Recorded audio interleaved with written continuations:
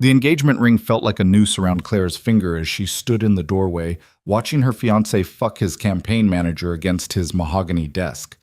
Adrien didn't even stop when he saw her, just smirked over the woman's shoulder while Clara's carefully constructed world detonated in her chest. She didn't scream, didn't cry. Something colder flooded through her veins instead, something that tasted like gasoline and matches. This wasn't heartbreak. This was the birth of something dangerous. And Adrien Cole, rising star of American politics, had just made the worst mistake of his pristine, calculated life. If you want to see how far revenge can really go, stay until the end. Drop a comment with your city so I can see how far this story travels. Hit that like button. You won't regret it. The crystal chandelier in Adrien Cole's penthouse office cast prismatic light across mahogany and leather, across campaign posters that promised integrity and change, across Clara Whitmore's face as she processed what couldn't be processed. Her fiancé was still inside his campaign manager. Neither of them had stopped. Clara. Adrien's voice carried that same smooth modulation he used for donor calls, that carefully crafted warmth that had fooled an entire city into believing he gave a shit about anything except power. We need to talk. The campaign manager, Jessica something, Clara's brain supplied uselessly, had at least possessed enough shame to pull away, scrambling for her blouse. Her lipstick was smeared, the same shade Clara had helped Adrien pick out for her last month because it photographed well and made her look trustworthy but approachable. Clara had chosen the lipstick that was now smeared across her fiancé's collar. The irony tasted like copper. Get out, Jess. Adrien didn't even look at the woman as he tucked himself back into his custom-tailored Tom Ford pants. $2,000 of Italian wool that Clara's family money had purchased. Everything in this penthouse, she realized with crystalline clarity, had been built on her family's checkbook and her carefully maintained silence. Jessica fled. Smart woman. Clara stayed rooted in the doorway, her Louboutins, also her money, planted on imported marble. The ring on her finger caught the light. 5 carats. Flawless. He'd proposed at a charity gala with photographers strategically positioned. The photo had run in the Times Society pages. Political rising star finds his perfect match. Perfect match, perfect partner, perfect accessory. How long? Her voice came out steady, distant, like it belonged to someone else. Adrien crossed to the bar cart, poured himself 2 fingers of Macallan. Didn't offer her any. Does it matter? Humor me. He took a slow sip, watching her over the rim of the crystal tumbler. Assessing, calculating. She could see the gears turning behind those photogenic blue eyes, the same eyes that had looked at her with what she'd mistaken for love, for partnership, for something real. Since before the engagement. The words should have hurt, should have detonated. Instead, they settled into that cold space growing in her chest, feeding whatever was waking up there. Before. She repeated it like she was testing the weight of a new language. You're taking this remarkably well. Adrien set down his glass. I was expecting tears. Maybe some screaming. That's more your mother's style, isn't it? There it was.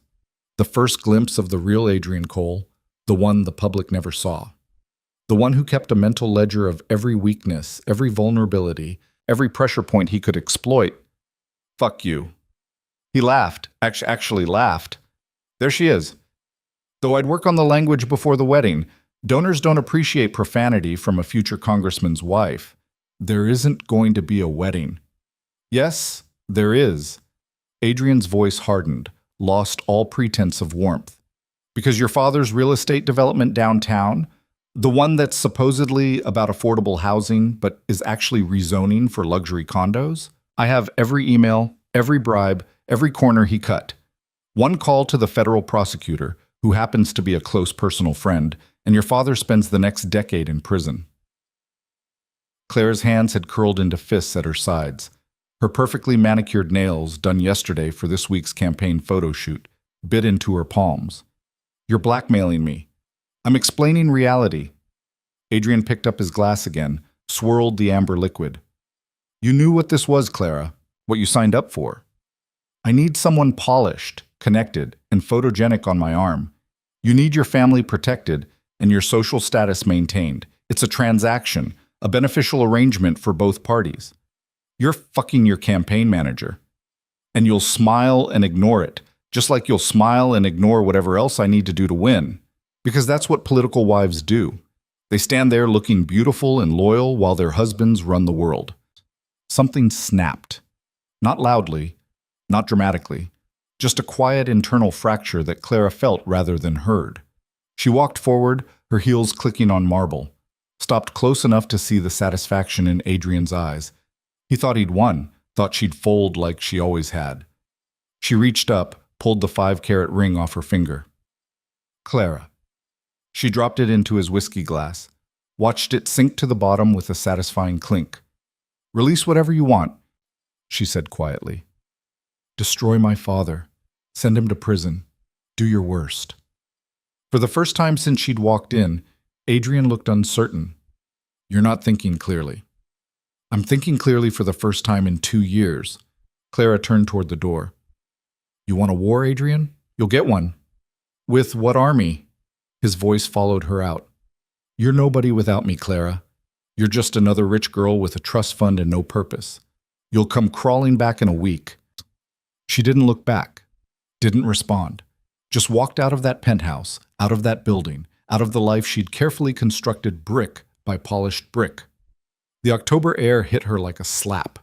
She was still wearing her cocktail dress from the dinner she'd left early, some donor event at the Met where Adrien had spent 3 hours working the room while Clara smiled and nodded and pretended she didn't notice him slipping out with Jessica twice.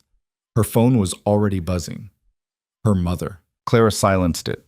She started walking, had no destination, no plan, just walked through Manhattan like if she moved fast enough, she could outrun the rage building in her chest. It felt volcanic, alive. Every block she covered, it grew hotter, more insistent. By the time she hit the Lower East Side, her feet were bleeding inside her designer heels. She'd walked for hours. The neighborhood had changed around her, less glass towers, more brick and graffiti. The kind of area Adrien would never be caught dead in. Too urban. Too real. A bar called Inferno sat on the corner, neon sign flickering. Through the window, Clara could see it was the kind of place where people went to disappear. Dark wood, darker corners, and the kind of clientele that didn't ask questions. She pushed through the door. The bartender looked up, took in her cocktail dress and bleeding feet, and didn't comment, just gestured toward an empty stool. Whiskey, Clara said. Whatever's strongest. He poured. She drank. Ordered another. The alcohol burned going down but didn't touch the cold rage in her chest. Nothing would, she realized. This wasn't something that could be drowned or reasoned with. This was something that needed to be fed. You look like you're planning a murder. The voice came from her left, deep, amused, dangerous. Clara turned. The man sitting 2 stools down was watching her with dark eyes that missed nothing. He was older than her, mid-30s maybe, with the kind of face that belonged on Mediterranean coasts or Renaissance paintings. Sharp jawline, olive skin, dark hair that was just slightly too long to be respectable. He wore a black suit that probably cost more than her dress, though it was tailored to accommodate the obvious muscle underneath. Everything about him screamed danger. Maybe I am, Clara said. His mouth curved, not quite a smile. Would you like some help with that? She should have walked away. Should have recognized the warning signs, the way the other patrons gave him space, the deference in the bartender's posture, the barely concealed weapon bulge under his jacket. Instead, she picked up her whiskey glass. You offering? Depends on who needs killing. Rising political star, photogenic, charismatic, complete fucking sociopath. Adrien Cole. It wasn't a question. Clara's hand tightened on her glass. You know him? Know of him. He's been making noise about cracking down on organized crime. Very vocal about cleaning up the city. The stranger's eyes held hers. I'm Dante Russo. I run the things he wants to clean up. She should have run. Should have recognized she was talking to exactly the kind of man Adrien had warned her about. The criminal element threatening the fabric of society, the darkness that good people fought against. Instead, Clara felt something click into place. Then, I think we have a common problem, she said. Dante studied her for a long moment. Then he stood, picked up his drink, and moved to the stool beside her. Up close, he was even more intimidating, easily 6'2", with the kind of presence that made the air feel heavier. "Tell me what happened," he said. So she did. Not everything. Not the years of being polished and positioned and perfected, just tonight. The office, Jessica, the blackmail, the ring sinking into expensive whiskey. Dante listened without interrupting. When she finished, he was quiet for a moment. "What do you want?" he finally asked. Clara looked at her reflection in the mirror behind the bar. Her makeup was smudged, her hair falling out of its careful updo, her dress wrinkled. She looked nothing like the woman who'd walked into Adrien's office 3 hours ago. She looked better. "I want to destroy him," she said. "Everything he's built, everything he stands for. I want him to lose so completely that he never recovers." "That's not revenge. That's war." "Then I want war." Dante's expression didn't change, but something shifted in his eyes. Recognition, maybe. Or respect. "War requires weapons, yeah," he said. "Information, leverage, things to trade and things to burn. What do you have?" Clara thought about 2 years of standing beside Adrien at events, of being invisible while powerful people said powerful things, of being dismissed as decorative while deals were made and secrets were spilled. "I have everything," she said. "Every donor, every bribe, every corner he's cut, every promise he's broken. He thought I wasn't paying attention. But you were. I was being the perfect political girlfriend, smiling and silent and always listening." Dante finished his drink, set the glass down with careful precision. "Information is good, but it's not enough. Cole has protection, friends in high places, judges on his payroll, prosecutors who owe him favors. You leak what you know, it disappears. He spins it, discredits the source, and moves on. Then what do I need?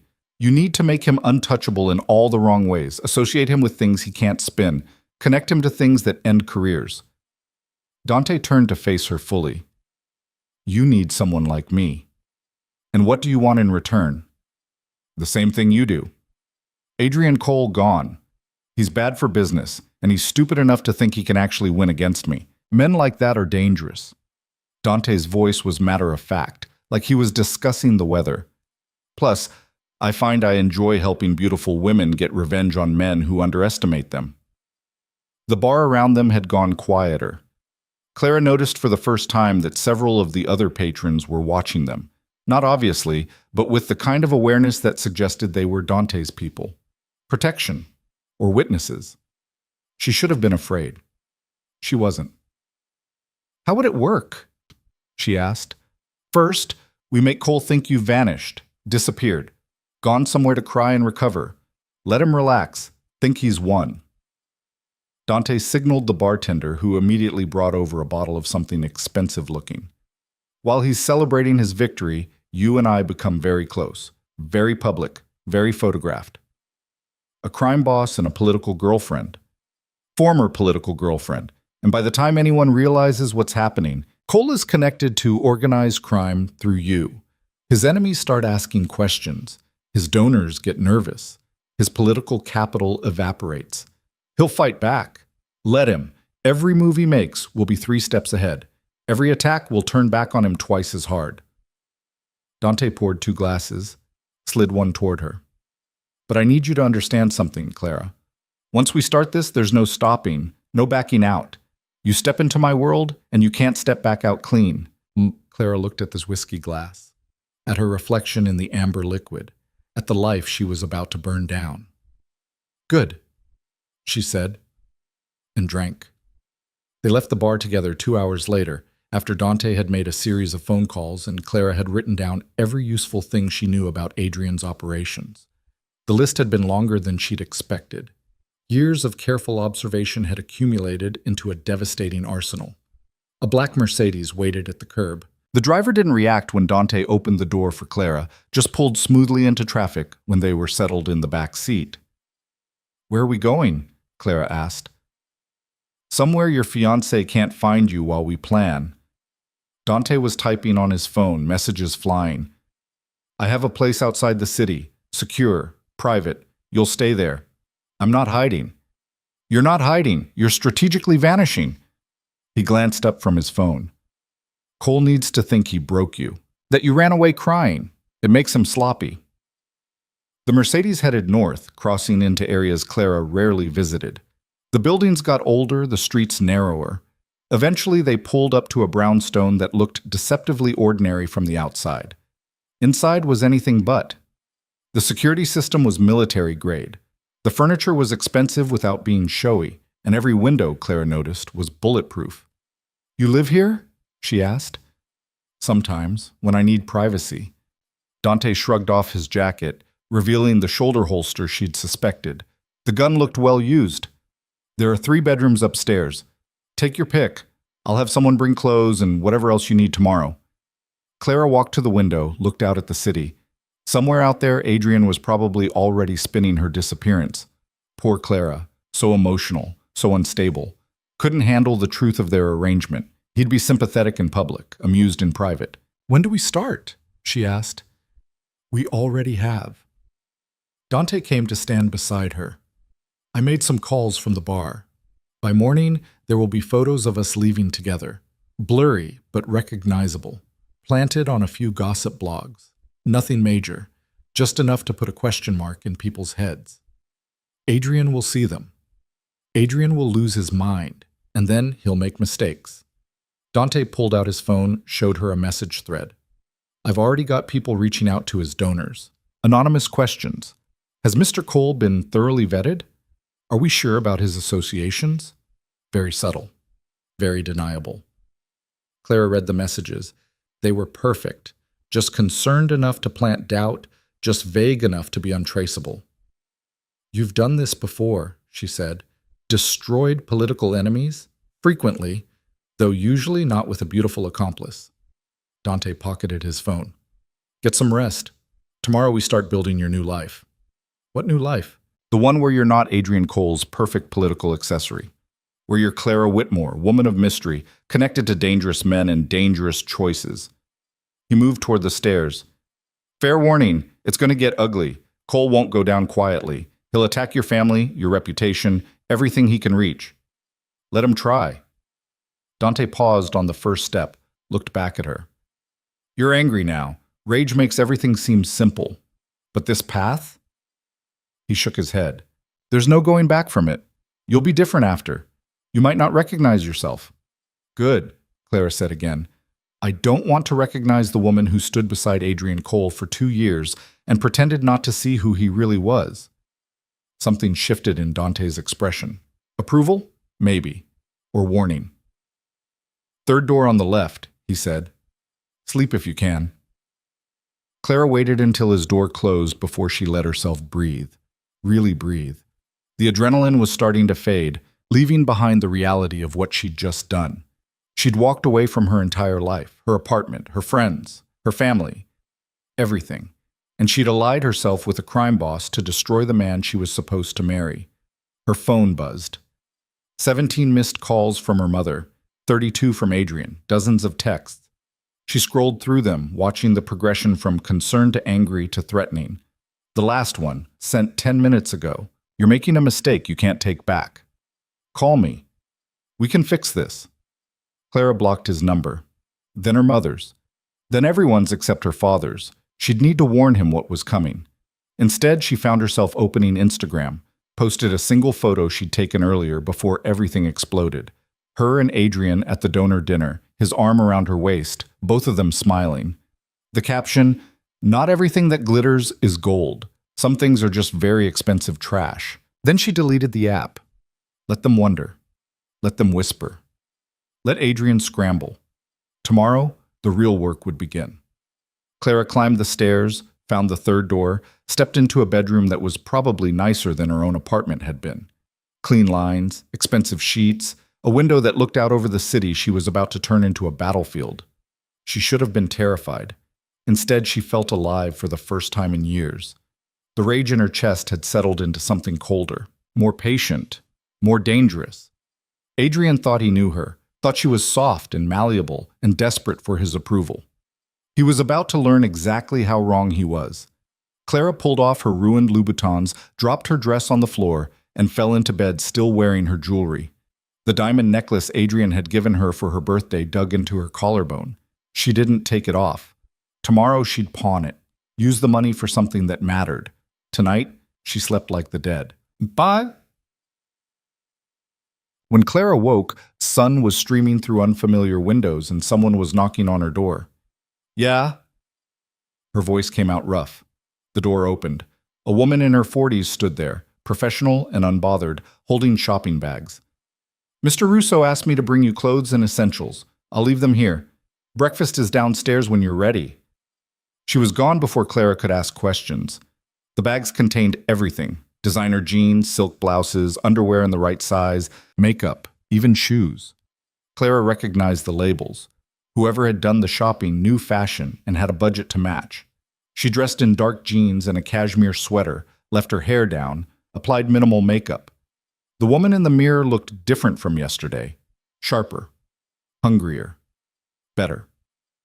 Downstairs, she found Dante in the kitchen, making espresso like it was a religious ritual. He'd traded his suit for dark pants and a white shirt with the sleeves rolled up. More tattoos than she'd expected decorated his forearms. Intricate work that probably had meanings she'd never learn. Coffee? He asked. Please. He made her a cappuccino with the kind of precision that suggested he'd learned in Italy from someone who cared. Clara took it, sat at the counter, and watched him work. Your father called me, Dante said casually. 3 times. Very concerned about his daughter's well-being. How does my father have your number? Everyone who matters in this city has my number. They just don't like admitting they use it. Dante pulled out his phone, showed her a message. He wants to meet. Discuss the situation. Make sure you're safe. Clara read the message, her father's usual careful language designed to say nothing while meaning everything. What did you tell him? That you're under my protection and I'll arrange a meeting when you're ready. Dante pocketed the phone. Are you ready? To tell my father I've allied myself with organized crime to destroy my ex-fiancé? Not really. Then we'll wait. Dante pulled up a stool across from her. In the meantime, we have work to do. I need everything you know about Cole's operation. Every weakness, every connection, every piece of leverage he has, and every person he owes. That could take days. Then we'll take days. Dante slid a laptop across the counter. Start typing. Names, dates, amounts, anything relevant. We'll build a map of his entire network, and then we'll burn it down piece by piece. Clara opened the laptop, stared at the blank document. This is going to destroy more than just Adrien, she said quietly. His donors, his staff, people who believed in him. Are you having second thoughts? Clara thought about Jessica's lipstick on Adrien's collar, about the ring sinking into whiskey, about 2 years of being decoration, of being dismissed, of being told she was lucky to be chosen. No, she said, just making sure I understand the collateral damage.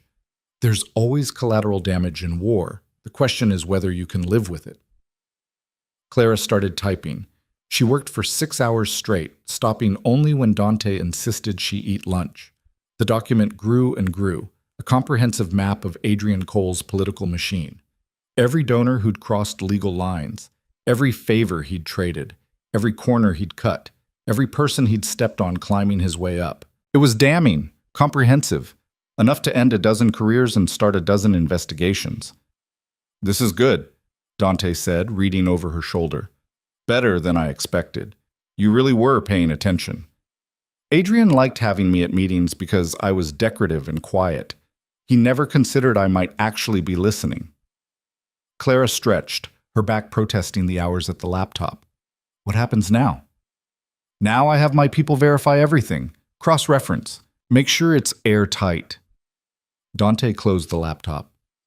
And tomorrow night, you and I are going to dinner. Dinner? Very public dinner, very expensive restaurant, very photographed. Dante smiled, and it wasn't nice. We're going to let the city see us together, let Cole see us together, and we're going to look like we're having the time of our lives. You want to make him jealous. I want to make him crazy. Jealousy, rage, fear, whatever makes him act stupidly. Because when powerful men act stupidly, they expose themselves. Dante stood, headed for the door. Wear something that photographs well. Red, if you have it. Cole hates red. Clara did have red. A dress she'd bought and never worn because Adrien had said it was too attention-seeking, too bold, too much. Perfect. The next 24 hours passed in a blur of preparation. Dante's people confirmed her information, adding their own intelligence to create a comprehensive profile of Adrien's operation. Phone calls were made, meetings were arranged, wheels were set in motion that Clara only half understood.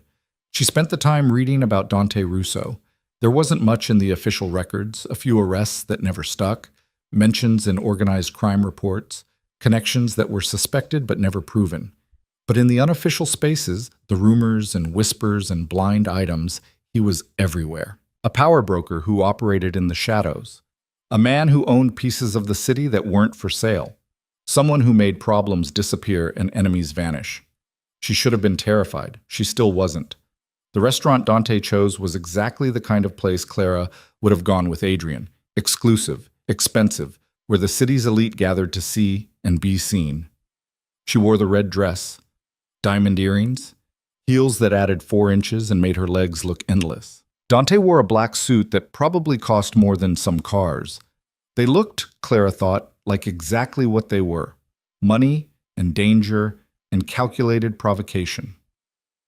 The maitre d' recognized Dante immediately, led them to the best table in the house.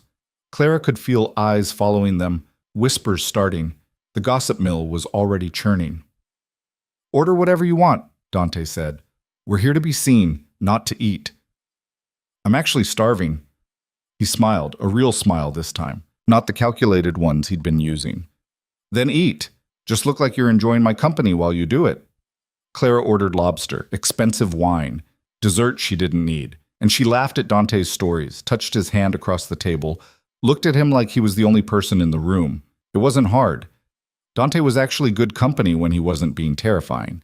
He was smart, well-traveled, and had a dark sense of humor that matched her current mood. And unlike Adrien, he actually listened when she talked, asked questions, seemed interested in her answers. Halfway through dinner, her phone buzzed. A blocked number. She knew who it was. "Answer it, Thompson," Dante said. "Let him hear you're having fun." Clara answered. "Hello? What the fuck are you doing?" Adrien's voice was tight with barely controlled rage. "You're at Oriole with Dante Russo. Do you have any idea who that man is?" "I know exactly who he is." Clara kept her voice light, amused. "And he's excellent company, much better than my previous dating choices." "This isn't funny, Clara.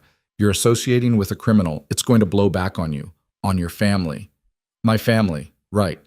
The one you were threatening to destroy yesterday?" Clara took a sip of wine. "I've decided to make different friends, Adrien. Ones who are honest about who they are." Across the table, Dante was watching her with approval. "You need to come home," Adrien said. "We need to talk, work this out." "There's nothing to work out. We're done. Move on." Clara, she hung up, turned off her phone, looked at Dante and smiled. "How did I do?" "Perfect. He's losing his mind." Dante pulled out his own phone, showed her a series of messages. Adrien trying to reach him, then Adrien's people trying to reach him. Threats, warnings, offers. "He's scared," Clara said. "He should be." Dante pocketed his phone. "Tomorrow, 3 of his donors are going to receive anonymous packages. Just information, questions.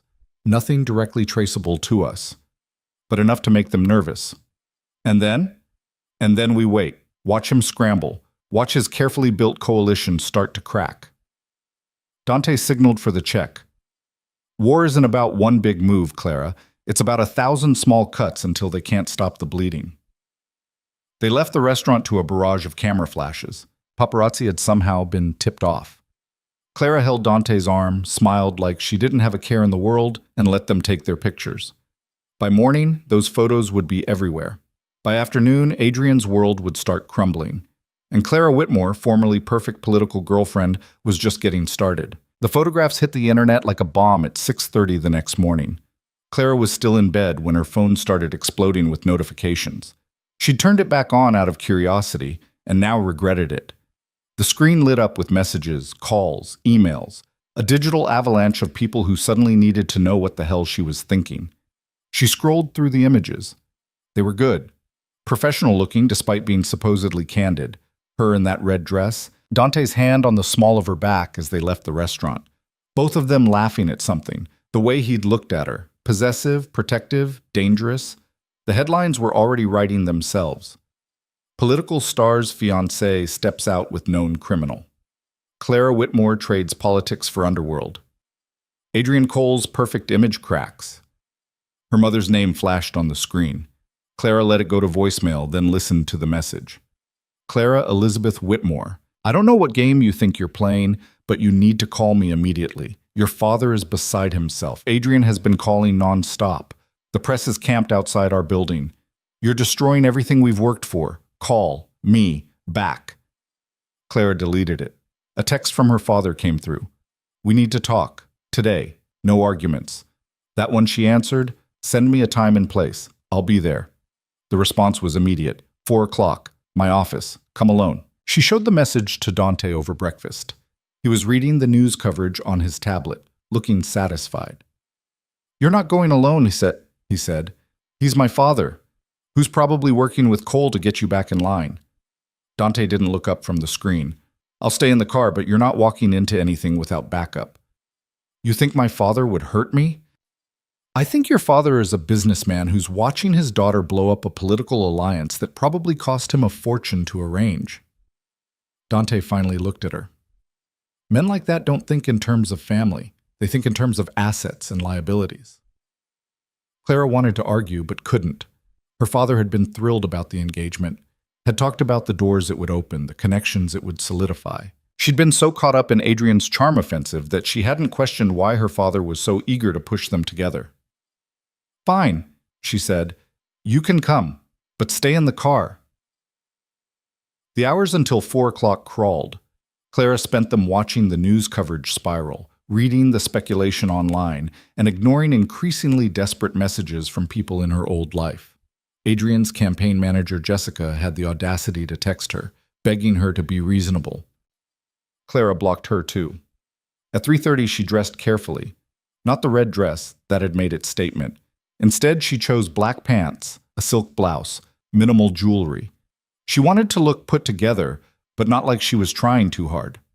Dante changed into a different suit, checked the gun in his shoulder holster, and made several phone calls in Italian that Clara pretended not to overhear. The gist was clear enough. He was making sure they had people positioned around her father's office building, just in case. The Mercedes pulled up to the building at 3:55.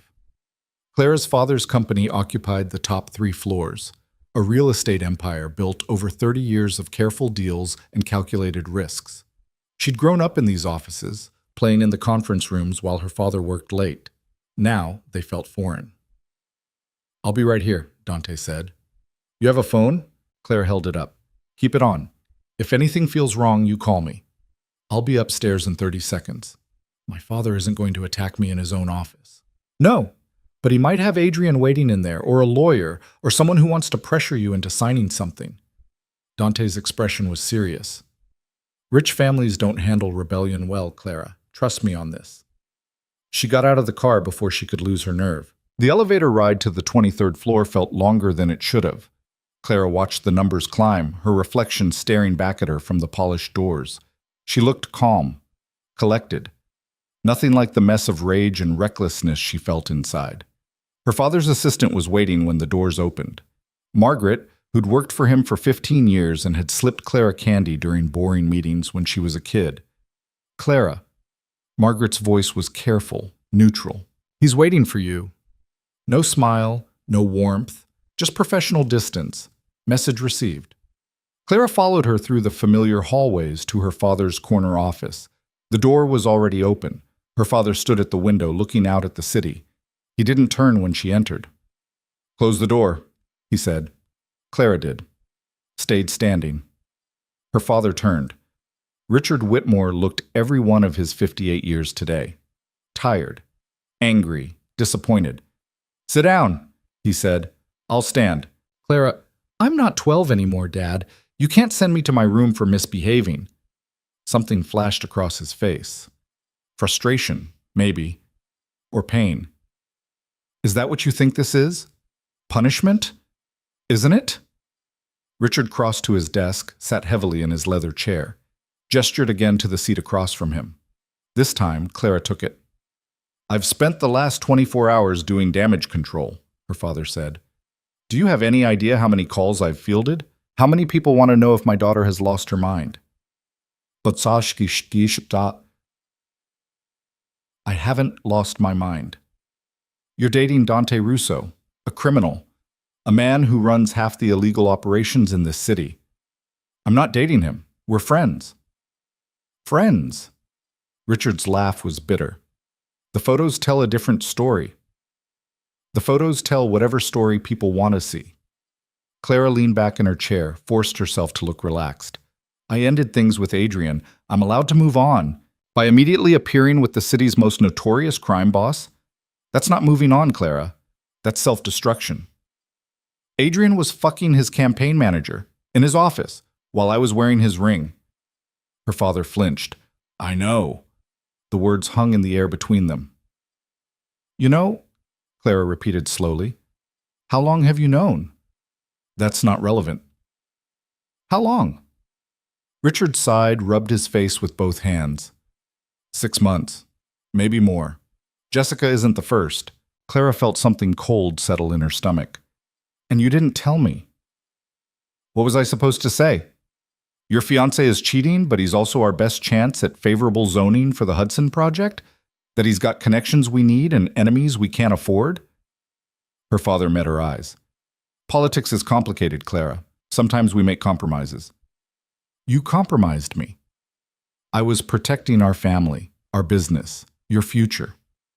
"My future is what? Adrien's beautiful, obedient wife who looks the other way while he screws whoever he wants? Your future as someone with power, influence, access to rooms and conversations that matter." Richard's voice hardened. "Do you think I built this company by being idealistic? By walking away when things got difficult? I made hard choices, uncomfortable choices. That's how you survive in this world. By selling your daughter?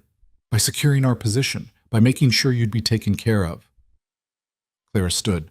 "I don't need to be taken care of. I need to be respected." "Respect?" Richard stood too, walked around the desk. "You want respect? Then act respectable. End whatever this thing is with Russo.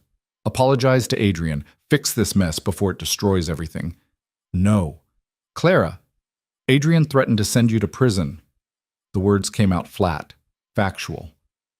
"He has evidence of every corner you cut on the Hudson project, every bribe, every illegal rezoning. He was going to give it all to a federal prosecutor if I didn't marry him."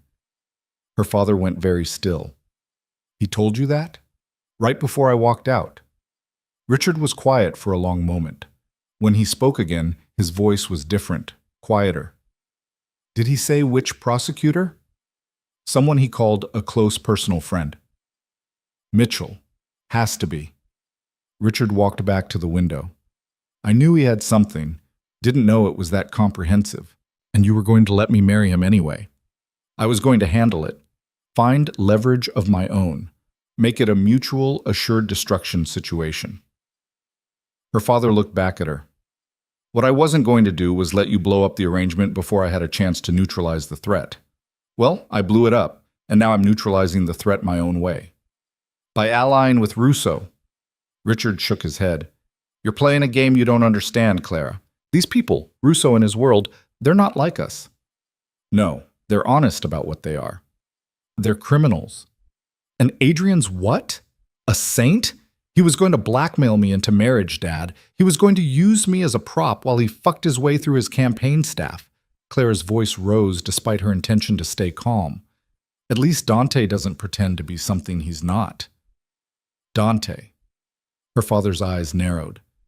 "You're on a first-name basis with him now? We've gotten close very quickly." "Jesus Christ, Clara." Richard crossed back to his desk, pulled out a file, threw it down in front of her. "Do you know what's in here? Every terrible thing Dante Russo has done. Every suspected murder. Every business he's destroyed. Every person who's crossed him and disappeared." Clara didn't look at the file. "Suspected, not proven. Because he's good at covering his tracks. because he has cops and judges on his payroll, because he's dangerous. Clara. Genuinely, seriously dangerous. So is Adrien. Adrien is ambitious, ruthless, yes, but he operates within the system. Russo operates outside it. The system that lets men like Adrien blackmail women into marriage? That system? Clara stood. I'm done with systems that protect people like him while sacrificing people like me. Her father studied her face for a long moment. You're not going to change your mind, are you? No. Then you're on your own. Richard's voice went flat. I can't protect you from this. Can't shield the family from the fallout. You want to burn everything down? Fine. But you do it without our name, without our money, without our support. Clara had expected this, had prepared for it. It still hurt. Okay, she said quietly. Okay. That's it? What do you want me to say? That I'll come crawling back? That I'll apologize to Adrien and put his ring back on? Clara headed for the door. I'd rather lose everything than spend one more day pretending to be someone I'm not. Clara. Her father's voice stopped her at the door. He'll destroy you, Cole. When you become a liability instead of an asset, he'll tear you apart. Let him try. She left before he could respond, walked back through the hallways with Margaret avoiding her eyes, rode the elevator down with her heart pounding against her ribs. Dante was leaning against the Mercedes when she emerged, phone to his ear. He ended the call when he saw her face. That bad? I'm disowned, cut off, officially on my own. Clara got into the car, surprised by how steady her voice sounded. He chose the business over me. Dante slid in beside her, gave the driver a nod. They pulled into traffic before he spoke. I'm sorry. Don't be. I knew it was coming. Clara stared out the window at the city sliding past. He knew about Adrien, about the cheating, knew for months and didn't tell me because the engagement was good for business. Most families operate that way at a certain level of wealth, assets and liabilities. I'm tired of being an asset. Then stop being one. Dante pulled out his phone, typed something quickly. We accelerate the timeline, hit Cole harder and faster than planned. What does that mean? It means tomorrow, 3 major news outlets receive anonymous tips about his financial irregularities. His campaign manager's employment history. Turns out Jessica was fired from her last job for embezzlement, and Cole knew when he hired her. His main donor's connection to offshore accounts that look a lot like money laundering. Dante's smile was sharp. We make him radioactive. Won't he know it's coming from us? He'll suspect, can't prove it. That's the beauty of anonymous tips. Dante showed her his phone screen. A message thread with someone named Marco discussing leak strategies. By the end of the week, Cole will be too busy putting out fires to worry about you. The car stopped at a red light. Clara watched pedestrians cross, normal people living normal lives. She'd been one of them once, or thought she had been. My father gave me a file on you, Shah, she said. Everything you've supposedly done. Everyone who supposedly disappeared because of you. Dante's expression didn't change. Did you read it? No. Why not? Clara turned to look at him. Because I don't care what you've done. I care what you're doing now. For me. Something shifted in Dante's eyes. You should care. You should know exactly who you're aligned with. Should I? Yes. He took the phone from her hand, typed in a password, pulled up a different file. Here. Everything. No filters, no spin. What I've built, how I built it, what it cost. Clara took the phone, stared at the screen. Read it tonight, Dante said. All of it. And tomorrow, you decide if you still want to do this, if you still want my help.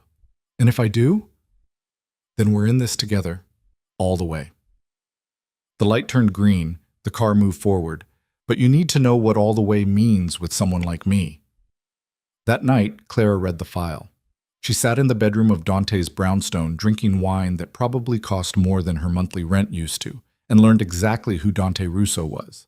The file was comprehensive, brutally honest. It started with his childhood in Brooklyn, a father who ran numbers for the Italian families, a mother who died when he was 12. How he'd worked his way up through the ranks, smart and vicious and patient. How he'd consolidated power by removing rivals. The file didn't say killed, but Clara could read between the lines. There were names of businesses he controlled. Legitimate ones, restaurants, construction companies, import-export firms, and the less legitimate ones, gambling operations, protection rackets, things the file described in careful euphemisms. There were also details about the people he'd helped, communities he'd protected when the police wouldn't, businesses he'd saved from bankruptcy, kids he'd gotten into college. It wasn't altruism. Everything came with strings attached, but it wasn't purely predatory either.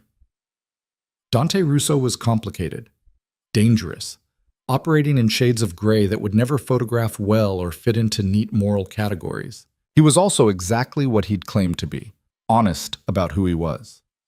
Clara closed the file around midnight, poured herself more wine, stared out at the city. Her phone buzzed, a text from a number she didn't recognize. "You're making powerful enemies. Stop now or face consequences." She screenshotted it, sent it to Dante. His reply came immediately. "They're scared." Good. Another text, this one from Adrien's mother of all people. "Dear Clara, I know you're upset, but this behavior is beneath you. Adrien cares for you deeply. Please reconsider." Clara laughed out loud. "Adrien cares deeply." Right. Cares so deeply he was fucking Jessica on his desk. She didn't respond, just added the number to her blocked list. Her old life was burning down in real time. Friends stopped texting, social media unfollowed. People she'd considered close suddenly had no time for her calls. It should have hurt more than it did. Instead, Clara felt lighter. Around 1 in the morning, she heard movement downstairs. She found Dante in the kitchen, making tea. "Can't sleep?" he asked. "Read your file." He went still, the kettle in his hand. And I'm still here." Dante poured hot water over tea leaves, the motion precise and controlled. "You understand what that means, what you're signing up for. I understand you're dangerous, that you've done things that would put most people in prison for life, that you operate outside the law and probably always will." Clara took the cup he offered her. "I also understand you're the only person who's been straight with me since this started. Being straight with you doesn't make me a good person." "I don't need good. I need effective." Dante smiled at that. "Fair enough." They drank tea in comfortable silence. Outside, the city was quieter, winding down toward the dead hours before dawn. "Tomorrow's going to be ugly," Dante said. "When the stories hit, Cole will fight back hard." "I know." "He'll come after you personally, your reputation, your character. He'll dig up every mistake you've ever made and amplify it." "I know that too." "And you're still in?" Clara set down her teacup. "All the way. Then we need to prepare you, media training, how to handle questions, how to deflect, how to turn attacks back on the attacker." Dante pulled out his phone. "I have someone who's good at this. Former PR crisis manager. She'll come by tomorrow morning." "You have a PR crisis manager on retainer?" "I have a lot of people on retainer. Comes with the territory." The next morning, Clara met Diana Chen, a woman in her 50s with sharp eyes and sharper instincts. She sat up in Dante's living room with a laptop and a pot of coffee and proceeded to put Clara through hours of rapid-fire questioning. "How do you respond to allegations that you're dating a criminal?" "I'm not dating anyone.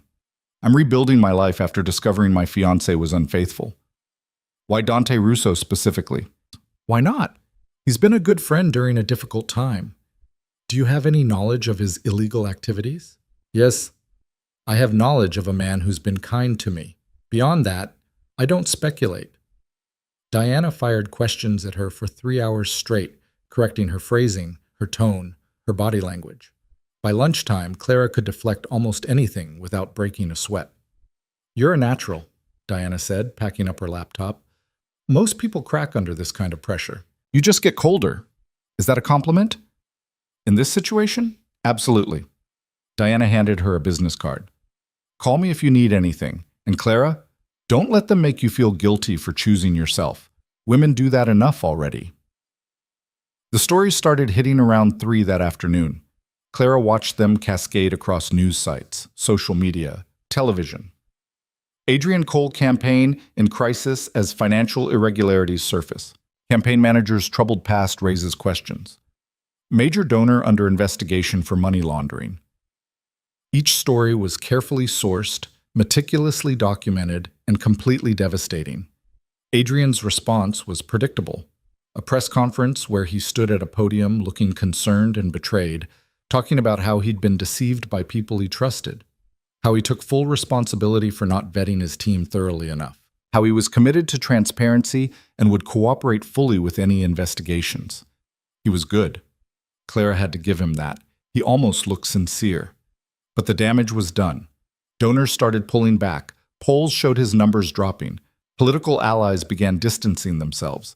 And then Adrien made his first real mistake. He gave an interview to a sympathetic reporter where he talked about his troubled ex-fiancé, who was clearly going through something and needed help and support, not judgment.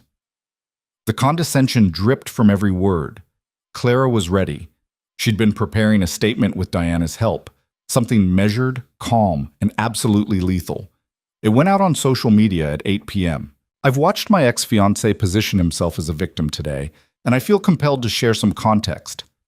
I ended our relationship after discovering him with another woman in his office. Not just any woman, but his campaign manager, whose employment he's now claiming to regret. I'm not troubled or going through something.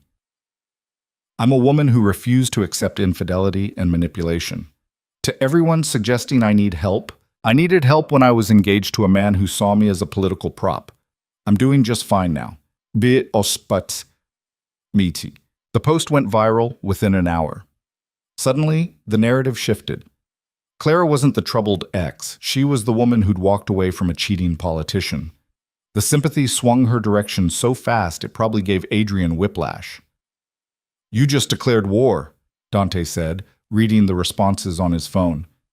"He can't let this stand." "Good, let him come."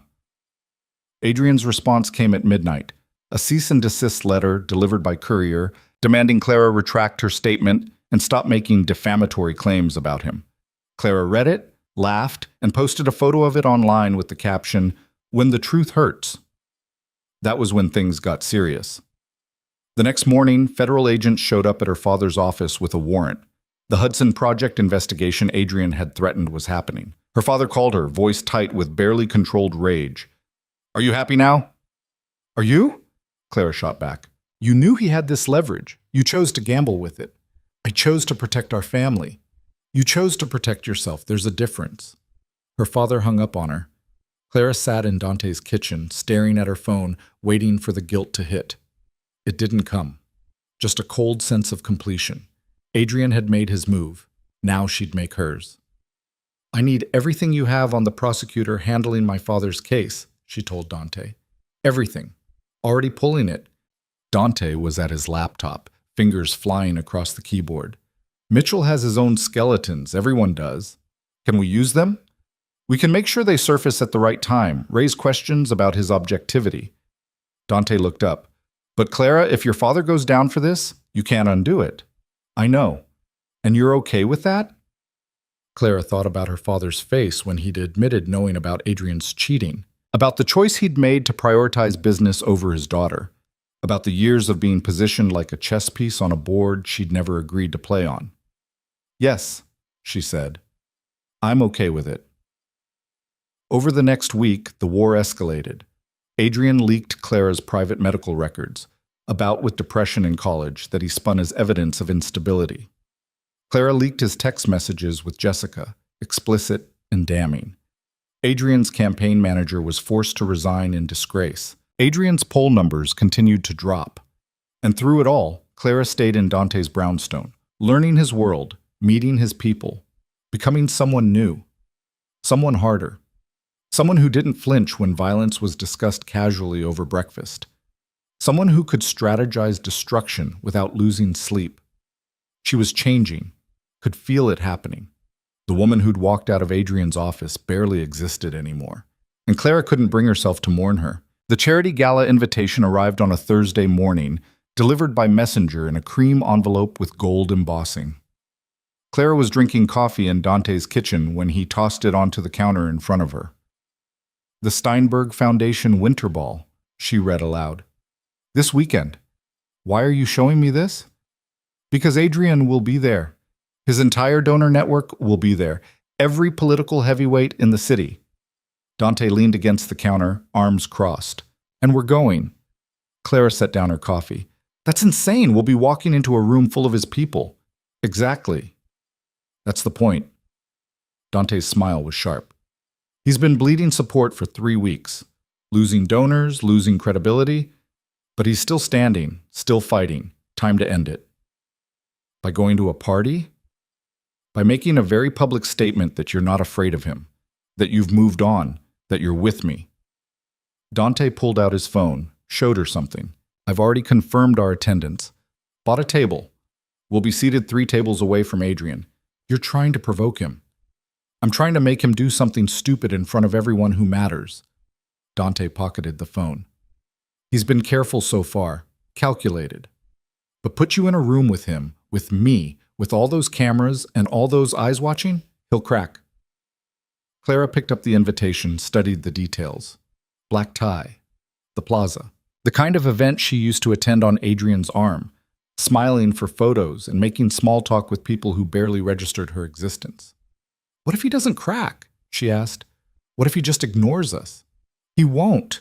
His ego won't let him. Dante moved closer. Trust me on this. I've been watching him for weeks. He's desperate to look in control. Seeing you there, happy, on my arm, it'll eat him alive. And if he makes a scene, then we win. Either way, we win. Clara thought about it. About walking into that ballroom knowing Adrien would be there. About facing down her old world with Dante beside her. The old Clara would have said no. Would have avoided the confrontation, taken the safe path. But the old Clara was gone. I'll need a dress, she said. Dante smiled. Already handled. Come on. He led her upstairs to the guest room where she'd been staying. Hanging on the closet door was a garment bag she hadn't noticed before. Clara unzipped it and froze. The dress was stunning. Deep emerald green silk that would photograph like liquid, cut to show just enough skin to be interesting without being scandalous. Custom tailored based on measurements she'd never given. How did you... I pay attention. Dante shrugged. Try it on. Clara did.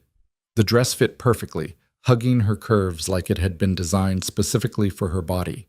Which, she realized, it probably had been. She looked at herself in the mirror and barely recognized the woman staring back. She looked dangerous, powerful. Nothing like Adrien Cole's perfect political accessory. It's perfect, she said. Good, because tomorrow we're making a statement. The next 48 hours passed in a blur of preparation. Diana came by to run through potential scenarios, how to handle questions, how to respond if Adrien approached them. Dante's people did reconnaissance on the event, security, exits, who would be seated where, what media would be present. It's like planning a military operation, Clara observed, watching Dante and his head of security, Marco, discuss positioning. It is a military operation, Dante replied, just with better catering. Saturday arrived cold and clear. Clara spent the afternoon getting ready, taking her time with makeup and hair. She chose diamond earrings that had been her grandmother's, one of the few pieces of jewelry she'd taken when she left her old life. Something real in a night that would be built on performance. Dante emerged from his room at 6, looking devastating in a custom tuxedo. He'd shaved, his hair was styled back, and he moved with the casual confidence of a man walking into enemy territory who knew he'd already won. Ready? He asked. As I'll ever be. The Mercedes pulled up to the plaza at 7:30. Photographers were already lined up, cameras ready. Clara took a breath, felt Dante's hand find hers. Remember, he said quietly, you belong here more than any of them. Don't let anyone make you feel otherwise. They stepped out of the car into a barrage of camera flashes. Clara kept her head up, her expression calm, her hand steady in Dante's as they walked the red carpet. Reporters shouted questions. Clara, are you and Mr. Russo in a relationship? How does Adrien Cole feel about you being here? Any comment on your father's investigation? She ignored all of it, just smiled and kept walking. Dante's hand on her back was warm, reassuring. They posed for exactly 3 photos, then moved inside. The ballroom was exactly as Clara remembered from previous years. Crystal chandeliers, white linen, enough flowers to fill a funeral home. The city's elite mingled in expensive clothes and expensive jewelry, trading expensive gossip over expensive champagne. Clara spotted Adrien immediately. He was across the room talking to a group of donors, Jessica nowhere in sight. He looked good. He always looked good, but there was something tight around his eyes. Stress, maybe, or lack of sleep. He saw her at the same moment. Their eyes met across the ballroom, and Clara watched something flicker across his face. Anger, definitely. Maybe surprised that she'd actually shown up. She smiled at him, sweet, poisonous. Then turned away, dismissing him completely. "He's staring," Dante murmured in her ear. "Looks like he wants to kill someone." "Good." They made their way to their table. Dante had chosen well, positioned perfectly to be visible from most of the room, but far enough from Adrien to avoid immediate confrontation. The other people at their table were a mix of Dante's business associates and their dates, all of whom greeted Clara with the kind of polite warmth that suggested they'd been briefed on the situation. Dinner was served. Clara picked at her food, too aware of the eyes on her from around the room. People were definitely watching, definitely whispering. She caught fragments of conversation from nearby tables. Can't believe she had the nerve, with Dante Russo of all people. Heard her father's about to be indicted. Clara kept her expression serene, laughed at jokes, touched Dante's arm when he spoke, played the part of a woman completely at ease. About halfway through the main course, Adrien approached their table. Clara saw him coming, watched him navigate through the crowd with that politician's smile plastered on his face. Dante's hand found hers under the table, squeezed once. "Clara." Adrien stopped at their table, nodded politely at Dante. "Russo, didn't expect to see you both here." "Adrien." Clara's voice was cool. "Still showing your face at these things? Brave." Something flashed in his eyes. "Could say the same about you, though I suppose your date ensures a certain level of protection." "My date ensures I have a pleasant evening, something I never had with you." Dante remained silent, just watched Adrien with dark, unreadable eyes. The message was clear. This was Clara's fight. He was just backup. "We should talk," Adrien said, privately. "I don't think so." "Clara." Adrien leaned closer, lowered his voice. "You're embarrassing yourself. This whole act, playing gangster's mall, it's beneath you. Come back before you destroy what's left of your reputation." Clara laughed. Actually laughed. Several people at nearby tables turned to look. "My reputation? That's rich coming from you. How are those poll numbers, by the way, still dropping?" Adrien's jaw tightened. "This is your last chance. Walk away from Russo. Issue a statement. We can still salvage this." "Salvage what?" "Your campaign, your image." "I'm not your prop anymore, Adrien. Find someone else to rehabilitate your reputation." "You think he cares about you?" Adrien gestured at Dante. "He's using you to get to me. The second this is over, you're disposable." "Maybe," Clara said, "but at least he's honest about it." "This isn't over." Adrien straightened, his politician's mask cracking slightly. "You want a war? You'll get one. And when it's done, you'll have nothing. No family, no money, no future. Just him." He walked away before Clara could respond. Her hands were shaking. She realized she'd been clenching her fork so hard it had left marks on her palm. "Breathe," Dante said quietly. "You did good." "He's going to escalate." "I know. Let him." The rest of dinner passed without incident, but Clara could feel the tension building. Adrien was across the room, drinking too much, his face getting redder. His remaining donors clustered around him, but the circle seemed smaller than before. After dinner, the speeches began. The foundation director, a major donor. Then Adrien took the stage. He talked about civic responsibility, about fighting corruption, about standing up to the criminal elements that threatened their city. His eyes kept drifting to where Clara sat with Dante, and each time they did, his voice got harder. "We can't let ourselves be intimidated by people who operate outside the law," Adrien said, his voice carrying across the ballroom. "People who think money and violence can buy them legitimacy. People who corrupt everything they touch." Dante leaned over, whispered in Clara's ear. He's talking about me. Everyone knows. Good. Let them watch what happens when he pushes too hard. Adrien wrapped up his speech to polite applause. As he stepped off the stage, photographers materialized, asking for photos. He posed, smiled, played the part. Then he made his mistake. A reporter asked about Clara, about the rumors, about whether her association with Dante Russo had anything to do with his recent political troubles. Adrien should have deflected, should have taken the high road. Instead, he said, Clara's clearly going through a difficult time. She's always been emotionally fragile, prone to making impulsive decisions she'll regret. I hope she gets the help she needs before she completely destroys herself. The words carried across the ballroom. People turned to look at Clara, waiting for her reaction.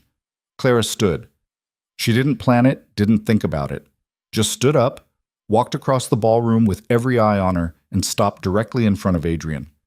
Emotionally fragile, she repeated. That's your play? Pretending I'm unstable? Clara Tico, you cheated on me. Multiple times, with your campaign manager. In your office. And when I walked out, you threatened to destroy my family. Her voice was clear, carrying. Reporters were recording every word. So let's talk about emotional fragility. Let's talk about a man so desperate for control that he'd blackmail his own fiancée into marriage. Adrien's face went white. You're making a scene. No. You made a scene when you decided to smear me publicly. I'm just correcting the record. This is slander. This is the truth, and everyone here knows it. They've known for weeks. Your campaign is falling apart. Your donors are abandoning you. Your career is over. Clara stepped closer, voice dropping to something only Adrien could hear. And it's all because you underestimated me. She turned and walked back to her table, leaving Adrien standing there alone with 100 phones pointed at him. The ballroom erupted into whispers. Dante stood when she reached the table, hand on her back. Time to go. They left through a side exit, avoiding the main crowd. The Mercedes was already waiting. As soon as they were inside, Clara started shaking. You just ended his political career on live social media, Dante said. He was smiling. Actually smiling. That was beautiful. I wasn't planning to say anything, I just reacted, like a person instead of a politician. Dante handed her his phone. Look. The video was already viral, Clara confronting Adrien, every word captured in crystal clear audio. The comments were overwhelmingly on her side. Finally, someone calls out these politicians. She's not wrong. Adrien Cole is finished. Team Clara all the way. Clara handed back the phone, tried to process what had just happened. He's going to come after me hard now. Probably. But he'll be fighting from a position of weakness. You just made him look weak in front of everyone who matters. Dante leaned back in his seat. Whatever he does next, it'll be desperation, and desperate men make fatal mistakes. The mistake came 3 days later. Clara was in Dante's home office, reviewing some documents Marco had compiled on Adrien's remaining donors, when Dante's phone rang. He answered, listened for a moment, then his expression went cold in a way Clara had never seen. When? He asked. Pause. How many? Another pause. I'm on my way. He hung up, was already moving toward the door. What happened? Clara followed him. Adrien just made a very stupid decision. Stay here. Marco will stay with you. Dante, stay here. His voice was hard, final. I mean it, Clara. Don't leave this house. He was gone before she could argue. Marco appeared in the doorway, hand resting casually on the gun at his hip. Boss says you stay put. What's going on? Can't say, but it's bad. Clara spent the next 4 hours pacing the brownstone, checking her phone obsessively, trying to figure out what had happened. The news wasn't reporting anything unusual. Social media was quiet, but she could feel something building, some storm gathering just out of sight. Dante came back just after midnight, his suit jacket missing, his knuckles bruised. What happened? Clara asked. Dante poured himself a drink, drank it, poured another. Adrien hired people to hit one of my businesses, tried to burn down a restaurant I own in Brooklyn. Place was full of families, kids. Clara went cold. Is anyone... They're fine. My people got everyone out before the fire spread. But it was close. Dante's voice was flat, controlled. He crossed a line. What are you going to do? What I should have done weeks ago. Dante set down his glass. I'm going to end this completely. No more playing, no more strategy, just finished. The way he said it made Clara's skin prickle. What does that mean? It means Adrien Cole stops being a problem. Dante looked at her, his eyes dark. You should probably look away for this part. I'm not looking away from anything. Clara, I started this. I'm seeing it through. She crossed to him, held his gaze. Whatever you're planning, I'm part of it. Dante studied her face for a long moment. You sure about that? Yes. Because what comes next isn't legal, isn't safe, isn't something you can take back. I don't want to take it back. He nodded slowly. Okay, then here's what's going to happen. They spent the next week planning. Clara learned more about Dante's operation than she'd ever wanted to know. The networks, the leverage points, the people who owed favors, and the people who needed to be convinced. She sat in meetings with men who spoke in euphemisms about things that would make most people run screaming. And she didn't run. Adrien continued his attacks. More leaks about Clara's past, accusations about Dante, pressure on her father's case, every move calculated to hurt, to isolate, to break her down. Clara documented everything, built her own file of Adrien's desperation, and waited. The breaking point came on a Friday night. Clara was having dinner with Dante at a restaurant he owned in Tribeca, quieter than his usual spots, more intimate. They were discussing final details of what Dante was calling the end game when Marco appeared at their table, face grim. We have a problem, he said quietly. Dante's expression didn't change, but Clara felt him tense beside her. What kind? Cole's people. They grabbed Elena. Clara didn't know who Elena was, but Dante's reaction told her everything she needed to know. He went completely still, his hand tightening on his wine glass until Clara thought it might shatter. When? His voice was deadly quiet. 20 minutes ago. Outside her apartment. 3 guys, black van, professional. Where is she now? Don't know yet. We're tracking. Dante stood. Get everyone. I want every person we have on this. Now. Marco left. Dante turned to Clara, and the expression on his face made her blood run cold. I need to go. Marco will take you back to the brownstone. Who's Elena? My sister. Dante's jaw was tight. Cole just made his last mistake.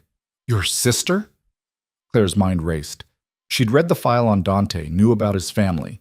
His sister was a kindergarten teacher, lived in Queens, stayed completely out of her brother's business, a civilian. He took her to get to me, to pressure me into backing off. Dante's voice was flat, emotionless, in the way that suggested he was fighting very hard to maintain control. He has no idea what he's just started. Let me help. No, this is... I can reach Adrien. He'll talk to me. Maybe I can... No! Dante gripped her shoulders. You stay out of this. Elena has nothing to do with our war. She's innocent. And if Cole has hurt her... He didn't finish the sentence. Clara's phone buzzed. A text from an unknown number. We need to talk. You have something I want. I have something you want. Let's trade. She showed it to Dante. His expression went darker. He's using Elena as leverage to get to you. Then let's use me as leverage to get to Elena. Absolutely not. Dante, I said no. He released her shoulders, stepped back. I won't let him touch you. But he can take your sister? That's different. How? Because she's family and I'm what? Just someone you're helping? Clara's voice rose despite her intention to stay calm. You said we're in this together, all the way. This isn't your fight anymore. It's mine. It's been my fight since the moment I walked into his office and saw him with Jessica. Everything that's happened since, every attack, every leak, every threat, that's on me. I brought this to your door. Clara grabbed her coat. So I'm going to finish it. Clara, give me 2 hours. If I can't get Elena back safely, then you do it your way. She met his eyes. But let me try first. Please.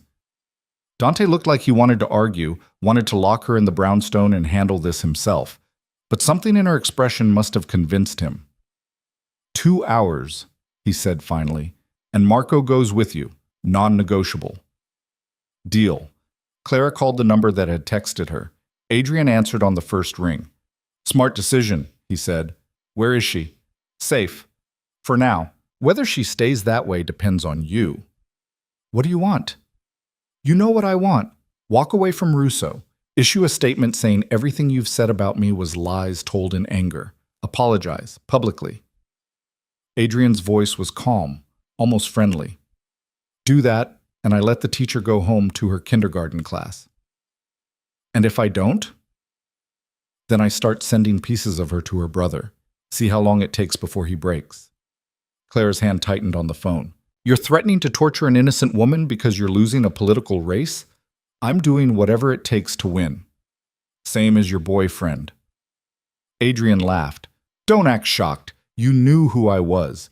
You just thought you could change the rules. Where do you want to meet? The apartment. Our old place. Come alone. You have 1 hour. He hung up. Clara looked at Marco. He wants me to meet him at Adrien's penthouse, alone. Boss will never allow it. Which is why you're going to help me do it anyway. Marco stared at her for a long moment. Then, surprisingly, he smiled. You're crazier than he is. Probably. Can you get me in there without Adrien seeing you? Can I get into a penthouse undetected? That's insulting. Marco pulled out his phone. Give me 10 minutes. Those 10 minutes turned into a rapid-fire planning session. Marco had people positioned around Adrien's building within 5 minutes. A blueprint of the penthouse within 8. A plan within 9. Clara would go in the front. Marco and 2 others would come in through the service entrance. Dante owned the building management company, apparently, which meant they had access to everything. You keep him talking, Marco said. We'll find the sister, get her out, then we get you out.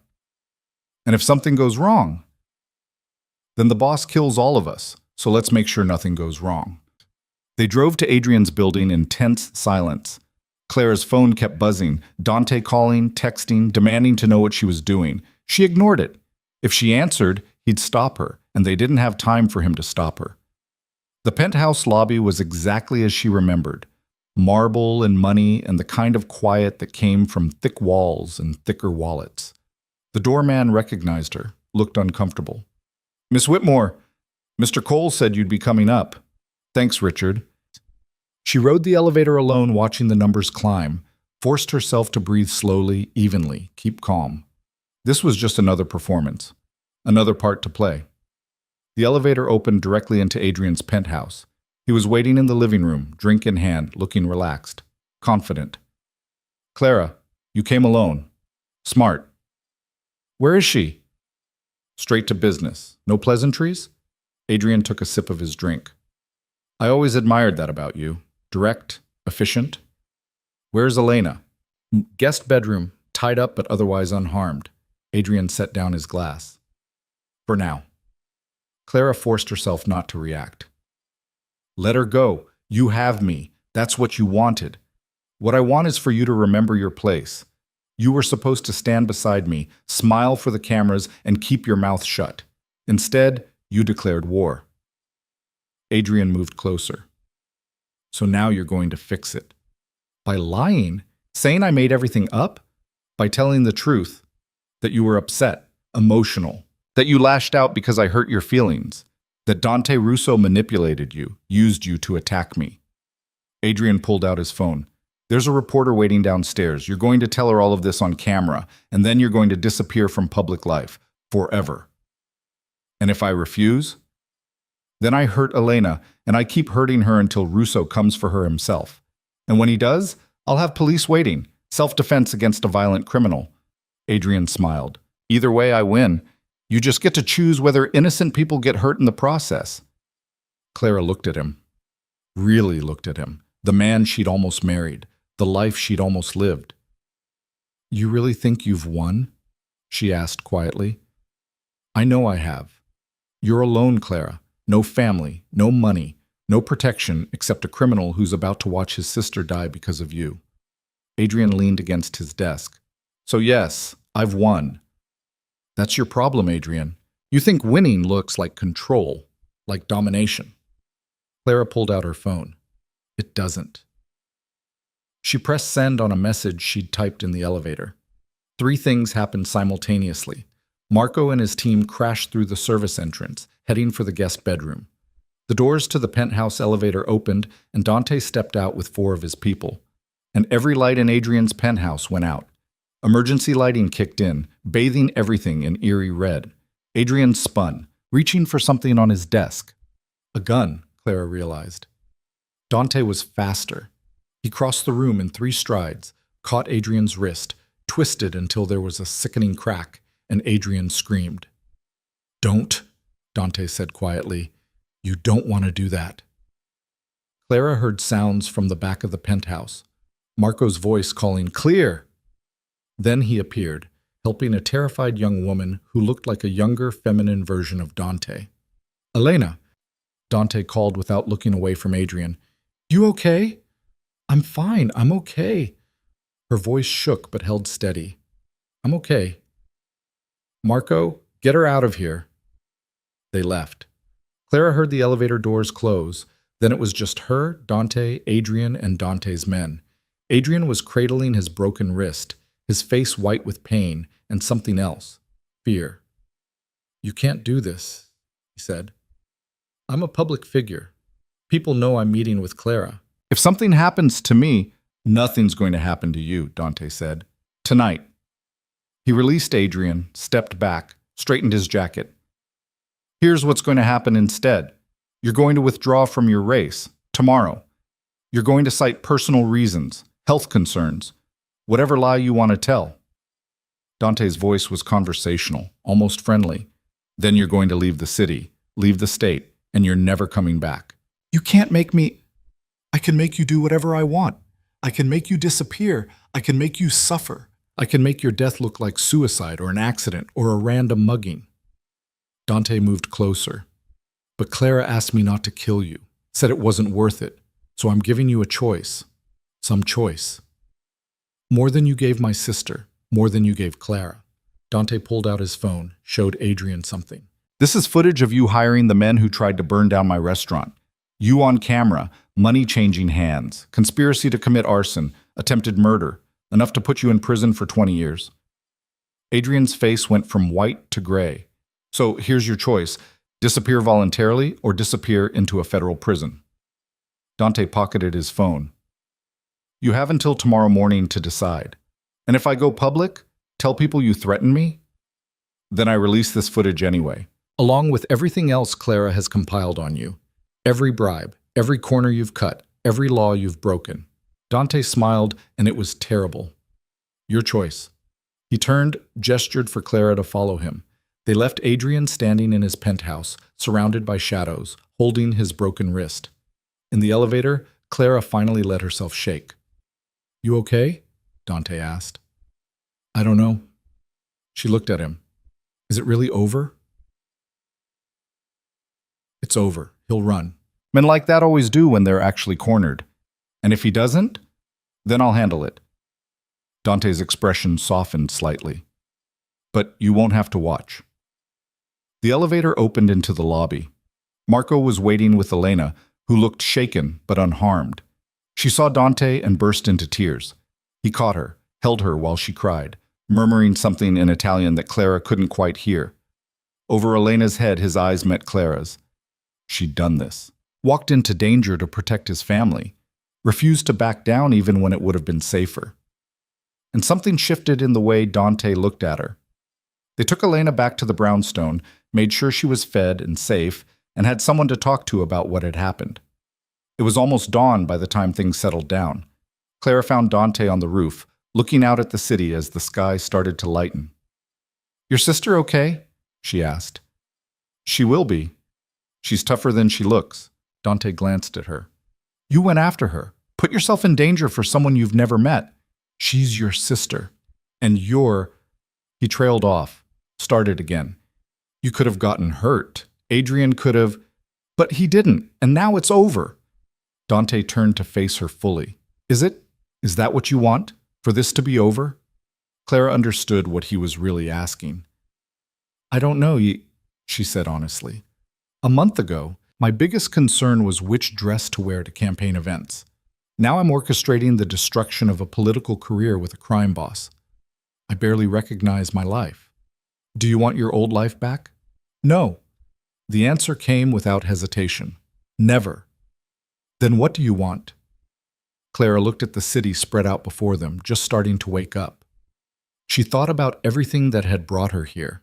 The betrayal, the rage, the alliance with Dante, the person she'd become.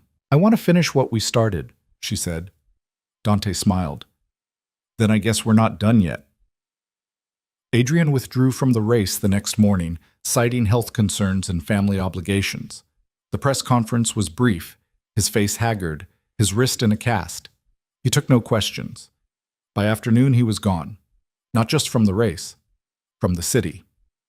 Clara's sources, because she had sources now, she realized, reported he'd taken a flight to his family's house in Montana. He'd run, and Clara had won. The silence after Adrien's departure felt strange. Clara had spent weeks in constant motion, constant war, and now that the enemy was gone, she didn't quite know what to do with herself. She stood in Dante's brownstone 3 days after Adrien left the city, staring at a closet full of clothes she hadn't owned a month ago, living in a house that wasn't hers, existing in a life that felt both too real and completely surreal. Her phone buzzed. Her father's name appeared on the screen. She almost didn't answer, but curiosity won out. Hello. Clara. Richard Whitmore's voice was clipped, professional. We need to meet. I thought I was disowned. The situation has changed. Has it? Adrien Cole is no longer a factor. The federal investigation into my business has stalled. Apparently their key witness has credibility issues. Her father's tone suggested he knew exactly why those credibility issues had appeared. I'm willing to discuss reconciliation. Clara laughed. She couldn't help it. Reconciliation, that's what we're calling it? You made your point. You proved you could survive without family support. Now we can move forward. Move forward into what? You welcoming me back into the fold now that I'm not an embarrassment? I'm offering you a way home, Clara. Don't be stubborn. She thought about that word. Home. The apartment she'd grown up in, the life she'd lived, the person she'd been. I am home, she said quietly. This is where I belong now. With Dante Russo? You think that's sustainable? You think he's going to keep you around now that you've served your purpose? Goodbye, Dad. She hung up before he could respond.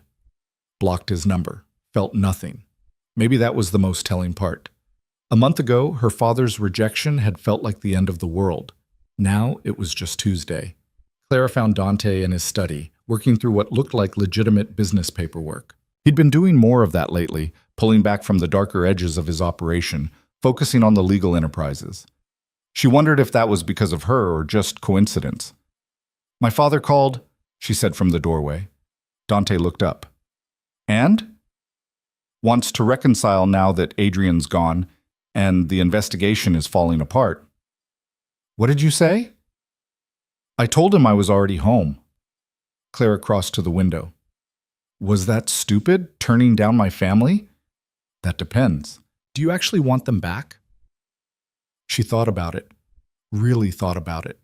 Her father's calculated affection, her mother's obsession with appearances, the friends who dropped her the second she became inconvenient, the life that had looked perfect from the outside but felt hollow on the inside. No, she said finally. I really don't. Dante set down his pen.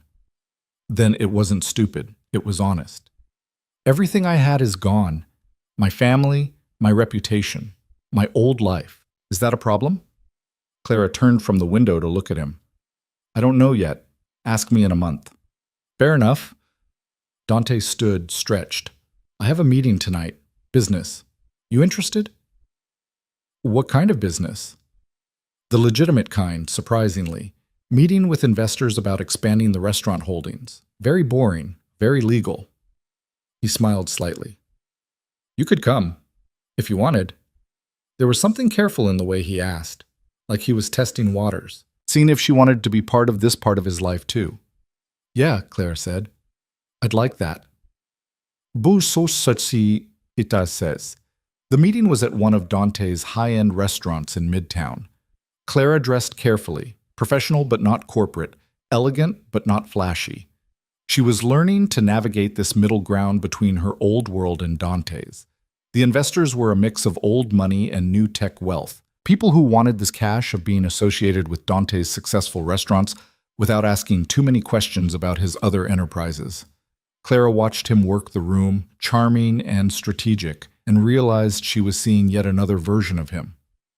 You must be Clara. An older woman approached her, champagne in hand. I've seen you in the photos. Guilty. I'm Patricia Greenwood. I've known Dante for years. Did business with his father before him. Patricia's eyes were sharp despite her age.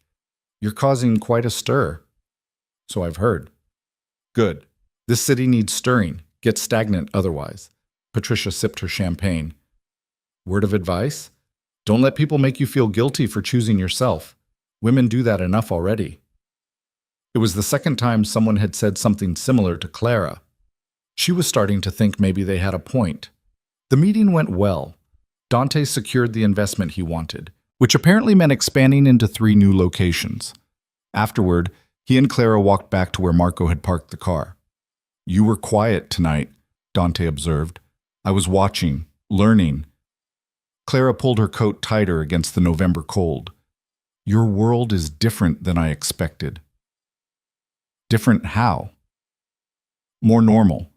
I thought it would be all dark rooms and coded language, but that was just a business meeting. Most of my life is just business meetings. The other stuff, the criminal stuff, it's maybe 20% of what I actually do. Dante held the car door for her. People see the drama and think that's all there is, but running an organization like mine is mostly spreadsheets and negotiations. Disappointing, he laughed. Is it? A little. I was expecting more excitement. You've had enough excitement to last most people a lifetime. Clara couldn't argue with that. They drove back to the brownstone in comfortable silence. It was strange, Clara thought, how comfortable silence with Dante had become. With Adrien, silence had always felt tense, loaded with things unsaid. With Dante, it just felt easy. I need to ask you something, Dante said as they pulled up to the house. And I need you to be honest. Okay? What are you doing here? Really, Adrien's gone. Your revenge is complete. You could walk away, start fresh somewhere new, but you're still here. Clara looked at him in the dim light of the car. Where else would I go? Anywhere, you're free now. Am I? Yes. Dante's voice was serious. You don't owe me anything, Clara. We had a deal. I helped you destroy Cole. It's done. If you want to leave, you can leave. The words should have felt like liberation. Instead, they felt like dismissal. Do you want me to leave? Clara asked. That's not what I asked. But it's what I'm asking. Dante was quiet for a long moment. No, I don't want you to leave. Then why are you giving me an out? Because you should know you have one. You should know this isn't a trap. You can go any time. Clara reached for the door handle, stepped out into the cold night. Dante followed her into the brownstone, both of them shedding coats and shoes in the familiar choreography of coming home. Except this wasn't Clara's home. Was it? I need to know something too, she said, following Dante into the kitchen where he was making his nightly espresso. What am I to you, really? Not what we tell other people. Not the strategy. What am I? Dante's hand stilled on the espresso machine. You really want to know? Yes. He turned to face her. You're trouble. You're dangerous. You walked into my life with a suicide mission and somehow turned it into a war we actually won. You're stubborn and reckless, and you make terrible decisions. That's not an answer. You're also the most interesting person I've met in years, maybe ever. Dante's voice was quiet, honest. And I don't want you to leave because I like who I am when you're around. The words hung in the air between them. Clara crossed the kitchen, closing the distance. I don't want to leave either. Even though staying means being associated with a criminal, even though your old world will never take you back. Maybe I don't want that world back. Maybe I want something different. Different how? Clara reached up, touched his face, felt him go very still under her hand. I haven't figured that out yet, she admitted. But I know it's here, with you. Dante caught her hand, held it against his cheek. This isn't like the movies, Clara. It doesn't get easier. My life is complicated, dangerous. There are people who would hurt you to get to me. I know. And you're still staying. I'm still staying. He kissed her then, and it felt like a decision, like choosing something instead of running from something else. Like the first honest thing Clara had done in years that wasn't about revenge or destruction. When they pulled apart, Dante rested his forehead against hers. We should probably talk about what this means. Tomorrow, Clara said. We can figure it out tomorrow. But tomorrow brought complications neither of them expected. Clara woke to find Dante already gone. A note on the kitchen counter that he had an early meeting. She made coffee, checked her phone, and found a message from an unknown number. The message contained a single photo. Clara in Dante's kitchen last night, kissing him. Taken through the window by someone with a long-range lens. Her blood went cold. The next message came through. Interesting development. Wonder what the press would pay for this. Clara called Dante immediately. We have a problem, she said when he answered. What kind of problem? She sent him the photo, heard him swear in Italian. Someone was watching the house last night, she said. Has photos of us. I'll handle it. Dante, I said I'll handle it. Stay inside. Marco's outside. Don't open the door for anyone. He hung up. Clara paced the brownstone, watching the minutes tick by. An hour passed. 2. Her phone stayed silent. Then, finally, a knock at the door. She looked through the peephole. Marco stood there, looking grim. Boss wants you at the office, he said when she opened the door. Now. What's going on? Better if he explains. The drive downtown was tense. Marco wouldn't answer questions, just drove with his jaw tight and his eyes scanning the mirrors constantly. Dante's legitimate office was in a building he owned in the financial district. Clara had never been there before. It was all glass and steel and expensive furniture, the kind of place that screamed success and respectability. Dante was in his corner office, standing at the window. He turned when Clara entered. We have a situation, he said without preamble. I gathered that from the ominous summons. The photographer? I found him. Freelancer who's been trying to dig up dirt on me for months. Got lucky last night. Dante pulled up something on his computer. Problem is, he already sold the photos. Clara's stomach sank. To who? A gossip site. They're running the story tomorrow. Disgraced political fiancé finds love with crime boss. They have the photos. They have quotes from anonymous sources about our relationship. Can you stop it? I can delay it, maybe kill it entirely. But it'll cost leverage I was saving for something else. Dante looked at her. Question is whether we want to stop it. What do you mean? I mean, we could lean into it, confirm the relationship, control the narrative, instead of letting them write it for us. Dante crossed his arms. Or we deny everything? Say you're under my protection as a client. Keep things professional. Clara understood what he was really asking. Go public with whatever this was between them, or keep pretending it was just business. What do you want to do? She asked. This isn't about what I want. It's about what you can live with. You go public with me, Clara, and there's no walking it back. You'll be linked to me permanently, crime boss's girlfriend. That's how the world will see you. As opposed to what? Crime boss's mysterious house guest? As opposed to someone who still has options, still has a chance at a normal life. Clara moved to stand beside him at the window. The city spread out before them, cold and glittering in the winter sun. I haven't had a normal life since the night I walked out on Adrien, she said, and I don't want one. You're sure? I'm sure. Dante nodded slowly. Then we tell them the truth. We're together. They can write whatever they want about it. The story ran the next morning. Clara Whitmore and Dante Russo. A love story. Born from revenge, screamed the headline. The photos were tasteful. Surprisingly, the kiss looked romantic rather than scandalous. The article speculated wildly about their relationship, their future, whether this was real or strategic. Clara read it over coffee, while Dante fielded phone calls from his various business interests who were suddenly very concerned about their association with him. "I'm bad for business," Clara observed when he finally hung up.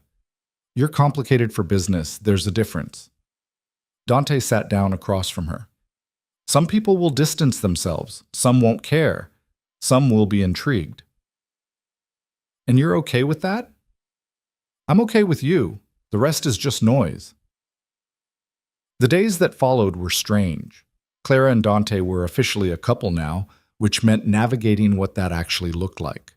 They went to dinner together, attended events together. She learned the rhythms of his life, the demands of his organization, the constant balancing act between legitimate business and less legitimate operations. She also started finding her own place in his world. Dante's restaurants needed someone to handle PR and social media. Clara had the skills and the connections, even if those connections now came with baggage. She started working on rebranding the restaurant group, giving it a cohesive identity. It felt good to have purpose beyond revenge. But the past had a way of catching up. 2 weeks after the story broke, Clara got a call from her mother. She almost didn't answer, but curiosity won out again. "Clara, we need to talk about this situation." "What situation?" "This relationship with Dante Russo. It's all over the news. Your father is mortified. Dad will survive." "Will you? Have you thought about what you're doing? This man is a criminal, Clara. He's dangerous." "I know exactly who he is, Mom. That's the difference between him and Adrien. Adrien made mistakes, but he was respectable. He had a future in politics. I could have been miserable. I could have spent my life smiling for cameras while my husband cheated on me." "No thanks." Her mother's voice went cold. "I raised you better than this." "No," Clara said quietly. "You raised me to be convenient, to be decorative, to never make waves, and I'm done with that." "Then you're on your own." "I've been on my own for weeks, Mom. This isn't news." She hung up and felt nothing but relief. That night, she told Dante about the call. They were in his study, him working through paperwork while she sketched out ideas for a restaurant redesign. "My mother called," she said, "officially disowned me for dating you." Dante looked up. "How do you feel about that?" "Free, mostly. Is that terrible?" "No, it's honest." Dante set down his pen. Family is complicated. Sometimes the people who should love you unconditionally are the ones who attach the most conditions. Your family wasn't like that? My father was a criminal. My mother was dead. My sister was the only one who saw me as a person instead of a tool or a problem. Dante's expression was distant. Different complications. "Do you regret it? The life you chose?" "I didn't choose it. I was born into it, but I made it mine. Turned it into something bigger than my father could have imagined." He looked at her. "Do you regret your choices?" Clara thought about the last 2 months. The destruction, the alliances, the person she'd become. "No," she said. "Not even a little bit." "Good. Because it's about to get more complicated." "What do you mean?" Dante pulled up something on his laptop, turned it so she could see. A news article about her father's business. The federal investigation was back on, stronger than before. New evidence had surfaced. "I thought you made that go away," Clara said.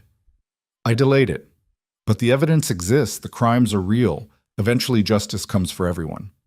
Dante's expression was neutral. "Question is whether you can live with that." Clara read the article. Her father was likely facing serious prison time. Her family's business would collapse. Everything they'd built would crumble because of what she'd started. "If I hadn't gone after Adrien," she said slowly, "none of this would have happened." "Maybe. Maybe not. Your father made his own choices, broke his own laws. That's on him." "But I accelerated it." "Yes." Dante didn't sugarcoat it. "You did. And now you have to decide if you can live with the consequences." Clara closed the laptop, stood, walked to the window, and looked out at the city. Her father had sold her out to protect his business, had known about Adrien's cheating and said nothing, had chosen money over her, and now his world was burning down around him. She waited for guilt, for regret, for the urge to try to fix it. It never came. "I can live with it," she said finally. "You're sure?" Clara turned back to face Dante. He made his choices. I made mine. We all live with the consequences. That's a hard way to see the world. I've had a hard couple of months. Dante stood, crossed to her. You could still walk away from all this. From me. Start fresh somewhere new. I'd help you. Money, new identity, whatever you needed. Why do you keep offering me outs? Because I need to know you're choosing this, actively, not just falling into it because you have nowhere else to go. Clara looked at him, this dangerous, complicated man who'd helped her destroy her enemies and then offered her freedom, who was honest about his darkness and never pretended to be anything he wasn't. I'm choosing this, she said. I'm choosing you. Not because I have to, because I want to. Even knowing what that means, what you're signing up for, especially knowing that. Dante pulled her close, and for a moment they just stood there, two people who'd found each other in the wreckage of their own wars. Then I have something to ask you, he said quietly. Clara pulled back enough to look at him. What? There's a gala next month. Major donors, political players, media. The kind of event where I usually go alone because bringing someone means making a statement. And I want you there, with me. Not as strategy, not as protection, as my partner. The word partner carried weight, meaning promise. Your partner, Clara repeated. If you want to be. Clara thought about what that meant, standing beside Dante in front of the city's elite, officially claiming her place in his world, burning every last bridge to her old life.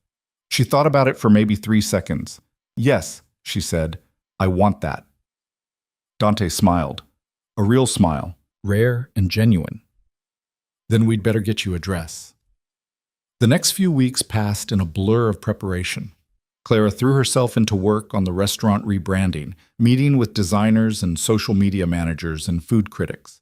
She was good at it, she discovered, had an eye for aesthetics and an instinct for storytelling that served her well. Dante's world opened up to her in new ways.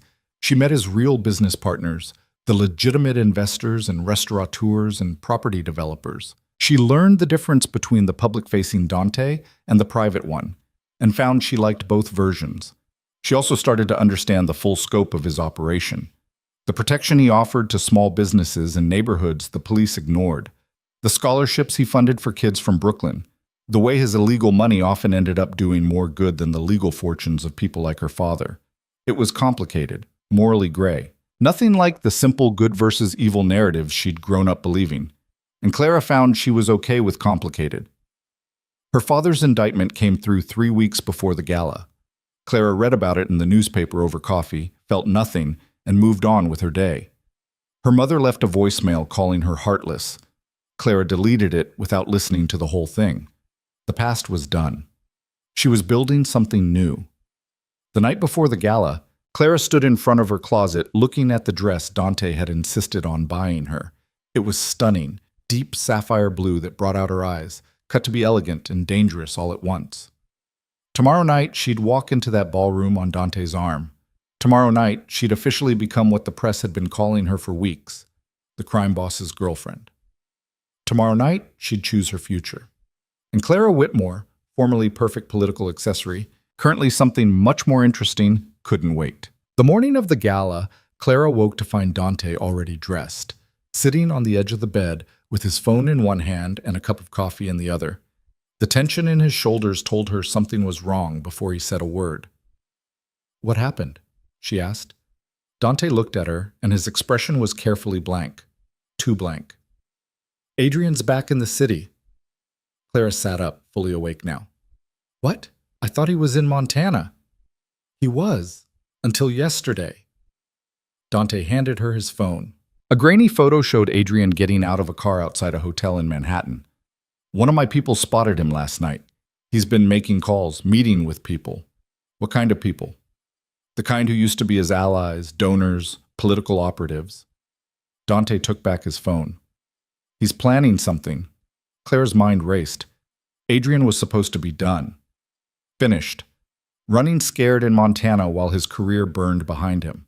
Tonight, she said. He's planning something for tonight. That's my read too. Dante stood, started pacing.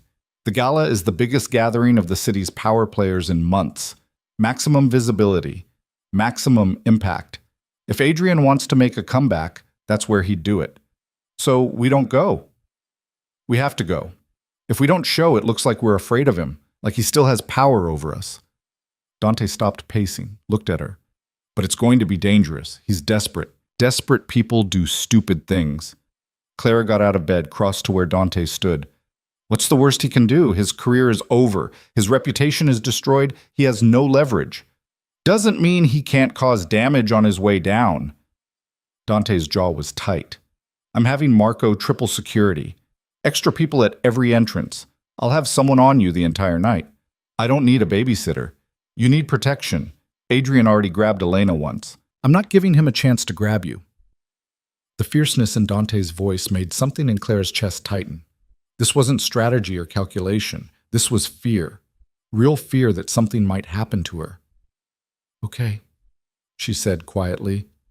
Extra security, but I'm still going. We're not letting him win. He's not going to win. Dante pulled her close. But I need you to promise me something. What?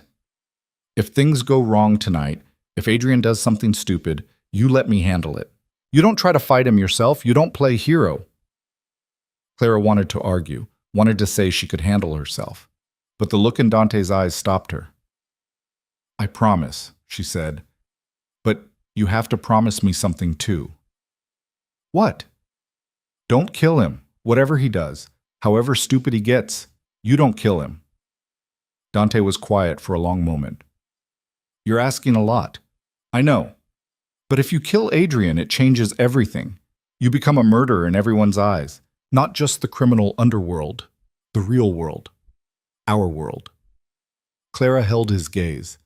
I need you to promise. Even if he threatens you, tries to hurt you, even then, we win by being smarter than him, better than him, not by stooping to his level. Dante exhaled slowly. You're going to get me killed one day with these moral stands. Is that a promise? Yeah, it's a promise. He kissed her forehead. No killing Adrien Cole, even if he deserves it. The rest of the day passed in tense preparation.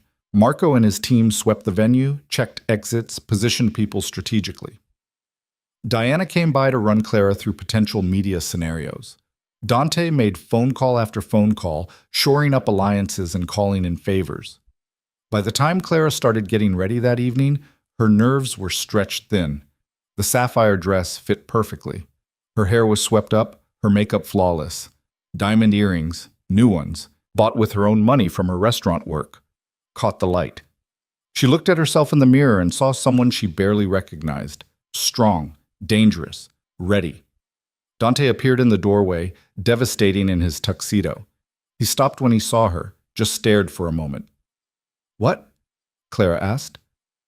Nothing, just remembering the first time I saw you. Bleeding feet, cocktail dress, looking like you wanted to burn the world down. He moved closer. You're even more beautiful when you're not on fire. Who says I'm not still burning? Fair point. Dante held out a small box. I got you something. Clara opened it. Inside was a necklace, sapphires and diamonds in an intricate design that probably cost more than her first car. Dante, it's not a bribe, it's not a transaction, it's just something I wanted you to have. He took it from the box, fastened it around her neck. You're walking into that room as my partner tonight. You should look the part. The weight of the necklace was reassuring, solid, real. Thank you, Clara said. Don't thank me yet. We still have to survive the night. The car ride to the venue was quiet. Marco drove, 2 more security cars flanking them. Clara watched the city slide past and tried not to think about all the ways tonight could go wrong. Whatever happens, Dante said quietly, we face it together. Clara took his hand. Together. The plaza was lit up like a cathedral, photographers and security lining the entrance. Clara took a breath, felt Dante's hand on her back, and stepped out of the car into the flash of cameras. The questions came immediately. Clara, how do you respond to allegations you're involved in organized crime? Mr. Russo, any comment on the Whitmore family indictment? Are you two really a couple, or is this strategic? Clara kept her head up, her smile in place. and walked the red carpet like she owned it. She'd learned something in the last 2 months. Confidence could be performed until it became real. Inside, the ballroom was packed with the city's elite. Clara recognized faces from her old life. Donors who'd courted Adrien, socialites who'd snubbed her after the breakup, politicians who'd pretended she didn't exist. They all stared now. "Let them look," Dante murmured in her ear. "You're the most interesting person here." Their table was positioned perfectly, visible but not central. Dante had chosen their companions carefully. Elena was there with a date, looking nervous but determined. Marco sat nearby, eyes constantly scanning the room. A few of Dante's legitimate business partners rounded out the group. Clara had just sat down when she saw him. Adrien stood across the ballroom, talking to a cluster of his former supporters. He'd lost weight, she noticed. Looked harder, more desperate. When his eyes found hers, something cold passed between them. "He's planning something," Clara said quietly to Dante. "I know, stay close." Dinner was served. Clara picked at her food, too aware of Adrien's presence across the room. He was making the rounds, talking to people, working the crowd like he used to. Several times she caught him looking in their direction. Halfway through the main course, the MC announced that Adrien Cole would be making a special address. Clara's blood went cold. Dante's hand found hers under the table. "Whatever he says, don't react. Just sit there and look bored." Adrien took the stage to scattered, uncertain applause. He looked directly at Clara as he began speaking. "Thank you all for being here tonight. I know many of you are surprised to see me. After my recent departure from public life, I wasn't sure I'd be welcome." He smiled, self-deprecating and false. "But I felt compelled to come tonight because I have information the public deserves to hear." Clara felt her chest tighten. "Over the past few months, my name has been dragged through the mud. I've been accused of impropriety, of corruption, of being unfit for public service." Adrien's voice grew stronger. "Much of this character assassination has been orchestrated by one person, someone who couldn't handle the end of our relationship and decided to destroy me out of spite." Whispers rippled through the ballroom. "Clara Whitmore, my former fiancé, has spent the last 2 months working with known criminal Dante Russo to systematically dismantle my career. She's fed lies to the press, manipulated evidence, used her connection to organized crime to intimidate my supporters." "He's lying," Clara whispered. "Let him," Dante said. "He's burying himself." "But what I'm here to tell you tonight is that Clara Whitmore isn't just Russo's girlfriend, she's his accomplice." Adrien pulled out papers from his jacket. "I have evidence that Clara has been directly involved in illegal activities, money laundering through Russo's restaurants, intimidation of witnesses, even conspiracy to commit assault." The room erupted. Cameras swung toward Clara. People were standing, talking, pointing. Clara felt like she'd been punched. The accusations were insane, provably false, but the damage was done. Adrien had planted doubt in front of everyone who mattered. "Stand up," Dante said quietly. "What?" "Stand up. Look him in the eye. Show them you're not afraid." Clara stood. Every eye in the room swung to her. The silence was deafening. "Is that it, Adrien?" Her voice carried across the ballroom. "You come back to the city just to tell lies about me? To try to drag me down because I walked away?" "These aren't lies." "Yes, they are. Every single word, and everyone in this room knows it." Clara's hands were shaking, but her voice was steady. "You can't stand that I chose someone else, that I chose honesty over your manipulation, that I chose a man who respects me over one who saw me as a prop. You chose a criminal. I chose myself." Clara's voice rose. "For the first time in my life, I chose what I wanted instead of what was expected of me. And you can't handle it. So you're standing up there, throwing around accusations you can't prove, hoping something will stick." Adrien's face was red. "I have evidence. You have nothing. Just like you've had nothing for months. Your campaign is dead. Your career is over. And now you're here, desperate and pathetic, trying to take me down with you." Clara moved forward, stopped at the edge of the stage. "But here's the thing, Adrien. You already lost. You lost the moment I walked out of your office. Everything since then has just been you figuring that out."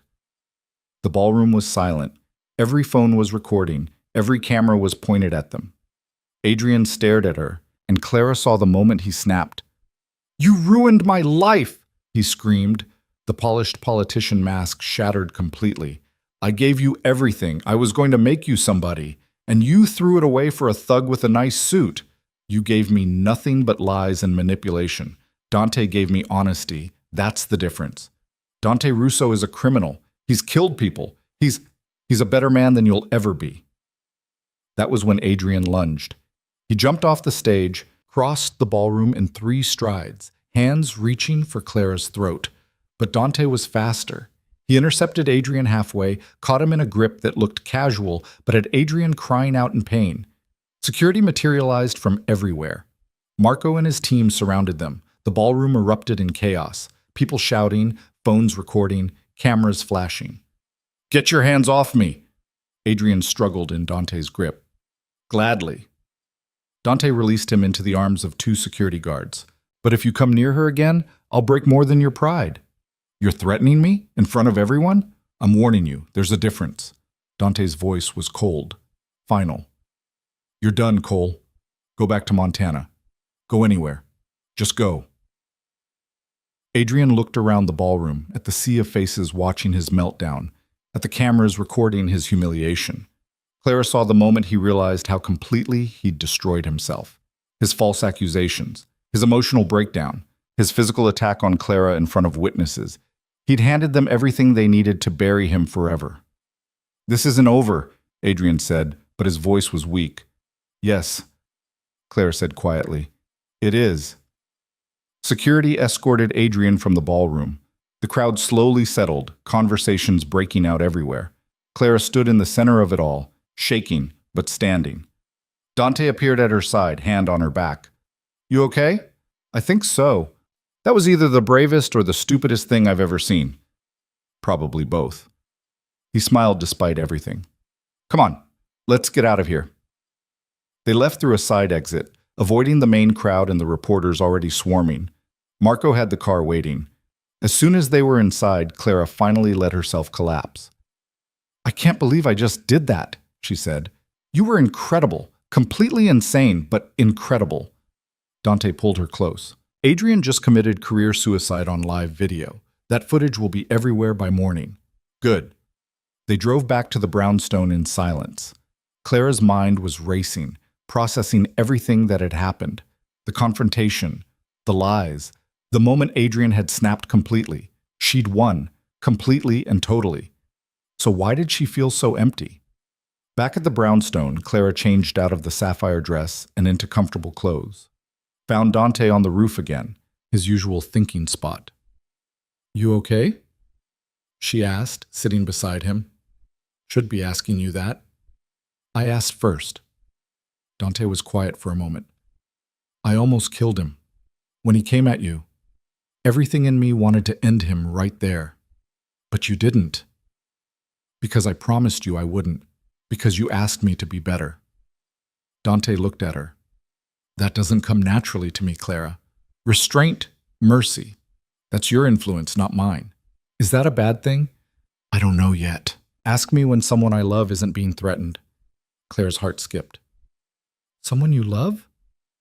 Dante realized what he'd said. Didn't take it back. "Yeah, someone I love." The words hung in the cold November air. "I love you too," Clara said quietly. In case that wasn't clear. "When did that happen?" "I don't know, somewhere between the revenge plot and the criminal conspiracy. Hard to pinpoint exactly." Clara leaned against him. "Is that crazy? We've known each other 2 months. Completely crazy. But I stopped expecting anything about us to be normal weeks ago." They sat in comfortable silence, watching the city lights. Clara thought about everything that had brought her here. The betrayal, the rage, the alliance that had turned into something real. "What happens now?" she asked. "Now?" Adrien slinks away to wherever desperate former politicians go. Your father goes to trial. The city moves on. We rebuild. Dante's arm tightened around her. And you decide what you want your life to look like. What if I want it to look like this? You, me, the restaurants, the chaos? Then that's what it looks like. No pressure to be your partner in the business, in the whole operation? Dante turned to face her fully. Clara, I need you to understand something. I'm not asking you to be part of my criminal enterprise. That's my burden, my choice, my consequences. What I'm asking is if you want to build something with me.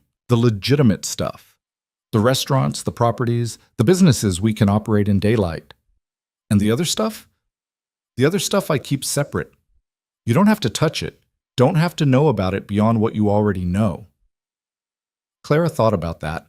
About the line Dante was drawing between his two worlds and which side of it he was placing her on. What if I want to be involved in all of it? She asked. Then you're crazier than I thought. I'm serious. You said we're partners. That means the good and the bad, doesn't it? No. Dante's voice was firm. That means I protect you from the worst of what I do. That means you get to have a life that isn't constantly looking over your shoulder. That means you get to decide what I can handle? Clara pulled back. I'm not some delicate thing that needs protecting, Dante. I just faced down my ex-fiancé in front of half the city. I've been living in your world for 2 months. I know what you do. I know who you are. And I'm still here. Knowing about it and being part of it are different things. Are they? Where's the line? I work at your restaurants, which you bought with illegal money. I live in your house, which is protected by your criminal organization. I'm photographed on your arm at events where you make deals that aren't all legal. Clara stood, started pacing. I'm already part of it, whether you want to admit it or not. Dante stood too. There's a difference between proximity and participation. I'm trying to give you deniability, protection. I don't want deniability. I want partnership, real partnership. You don't know what you're asking. Then tell me. Explain it to me. Clara stopped pacing, faced him. Stop trying to protect me from information and just be honest. Dante studied her face for a long moment. Then he pulled out his phone, showed her something. A calendar of meetings, coded language, amounts of money that made Clara's head spin. This is what the next month looks like. Protection payments, enforcement actions, negotiations with other organizations, money laundering, all of it illegal, all of it dangerous, all of it carrying potential prison time if caught. He scrolled through more screens. This is what you're asking to be part of. Still interested? Clara looked at the information, really looked at it, saw the scope of Dante's operation, the risks, the potential consequences. She thought about the woman she'd been 2 months ago, the one who'd played by all the rules and gotten destroyed for it, the one who'd valued respectability over honesty.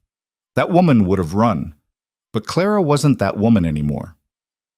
I'm still interested, she said, but on one condition. What condition? We start moving everything legitimate. The restaurants are just the beginning. We take the money you've made and we build something clean with it, something that can't be taken away. Clara moved closer. You're right that I don't want to spend my life looking over my shoulder. So let's build a life that's worth protecting, that's worth more than the criminal empire. Dante was quiet for a long moment. You're asking me to go straight. I'm asking you to go straighter. Keep what you need to keep for protection, for leverage, for safety. But start building an exit strategy, a future that's more than just surviving. Clara took his hand. You said, I'm your partner. Let me actually help build something.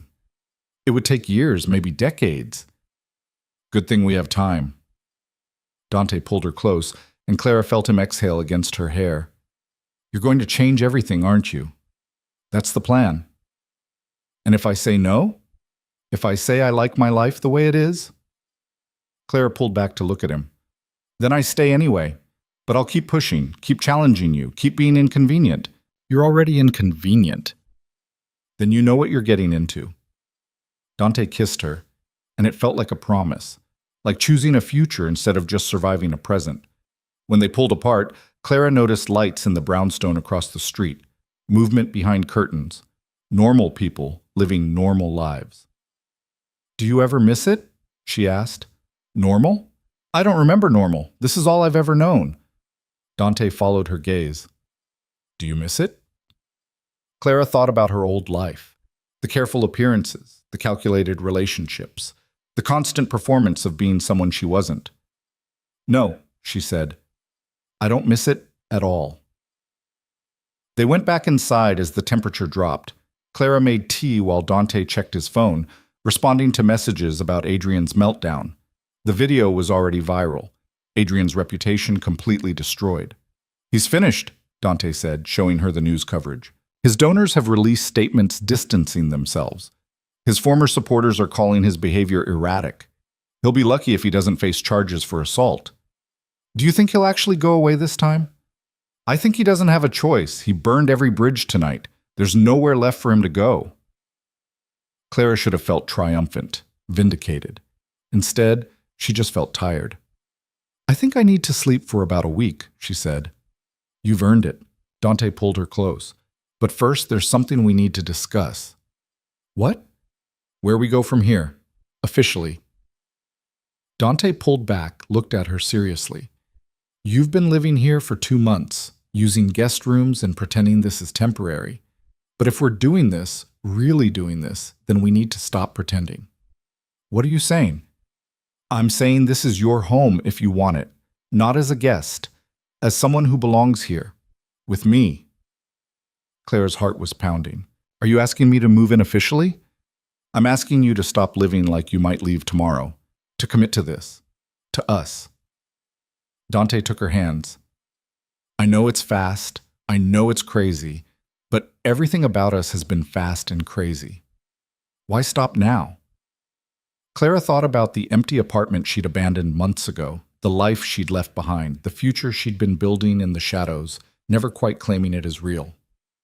"Okay," she said. "Okay?" "Yes, I'm staying, officially, permanently, home." The word felt right.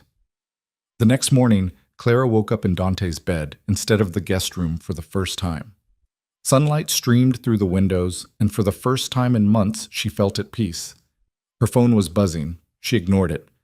Whatever crisis the world was having could wait. Dante stirred beside her. "You're still here. Where else would I be?" "I don't know. Part of me thought you'd wake up, realize this is insane, and run." "I'm done running." Clara rolled over to face him. "Besides, I have restaurants to rebrand and a life to build. Can't do that if I run away." "Fair point." They stayed in bed longer than necessary, talking about plans and futures and the life they were building together. It wasn't perfect. It wasn't safe. It wasn't anything Clara had imagined for herself a year ago. But it was real, and honest, and hers. Eventually they got up. Clara made coffee while Dante fielded calls about cleanup from the gala. Marco stopped by with security updates. Elena called to check on them. The world kept turning. Around noon, Diana Chen called with a proposal. "I've been getting interview requests all morning," she said. "Everyone wants to talk to you. Get your side of the story." "I'm not interested in giving interviews," Clara said. "Not even one? A major outlet. Your chance to control the narrative?" Clara thought about it. About standing in front of cameras again, explaining herself, justifying her choices. "No," she said finally. "I'm done explaining myself to people who've already made up their minds. The people who matter know the truth. Everyone else can think whatever they want." Diana was quiet for a moment. "That's very mature of you. Or very tired. Hard to tell the difference." After she hung up, Clara found Dante in his study. "I turned down all interview requests," she said. "Good. You don't owe anyone your story." "That's what I figured." Clara sat on the edge of his desk. "So what now? We just live our lives? Build our empire? Try to stay out of trouble?" "More or less." Dante pulled her into his lap. "Though with you around, staying out of trouble might be optimistic." "I'll try to be less destructive." "Please don't. I like you destructive." They spent the rest of the day planning. Not revenge plots or strategic attacks. Just normal future building. Which restaurants to renovate first. Where to invest next. How to slowly transition more of Dante's operations into legitimate territory. It felt strange. Normal. Like they were just two people building a life together instead of survivors of a war. That evening, Clara stood at the window of Dante's brownstone, looking out at the city. Somewhere out there, Adrien was packing his things, preparing to disappear from public life forever. Her father was preparing for trial. Her mother was probably still trying to save face among her society friends. And Clara was here, In a home she'd chosen, with a man she'd chosen, building a life she'd chosen. The last 2 months had taught her something important. Power wasn't about control or manipulation or playing by rules that were designed to keep her small. Power was about choice, about choosing yourself even when it was hard, about walking away from what you were supposed to want, and building something real instead. She'd lost her family, her reputation, her place in the world she'd been raised for, and she'd gained something better, something honest, something hers. Dante appeared behind her, wrapped his arms around her waist.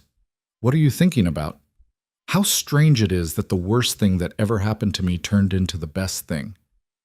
Finding your fiancé cheating was the best thing. Walking away was the best thing. Everything after that was just details. Pretty dramatic details." "I like drama."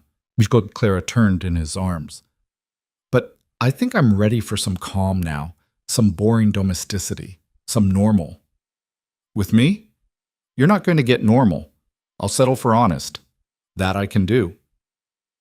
They stood there as the sun set over the city, two people who'd found each other in the wreckage of their own wars. It wasn't a fairy tale ending. There would be more complications, more challenges, more moments of doubt and fear and uncertainty. But they'd face it together, as partners, as equals, as people who'd chosen each other when they could have chosen safety. And Clara Whitmore, who'd once thought she had to be perfect to be loved, finally understood that being real was so much better. She'd burned down her old life to build something new, something that was actually hers, and she'd never looked back. Months later, Clara stood in the first of Dante's newly renovated restaurants, watching the opening night crowd fill the dining room. The redesign had been her project, taking something that had been functional and making it beautiful, making it something people would remember. Dante appeared at her side, champagne in hand. "It's a success. It's packed. There's a difference. Always so modest. I learned from the best." Clara took the champagne, surveyed the room. "You know what's funny? 6 months ago, I thought my life was over, thought I'd lost everything. And now? Now I realize I hadn't lost anything worth keeping. I just cleared space for something better." Dante raised his glass. "To better." "To better," Clara echoed. They drank, and Clara felt the weight of the last 6 months settle into something lighter. The revenge was done.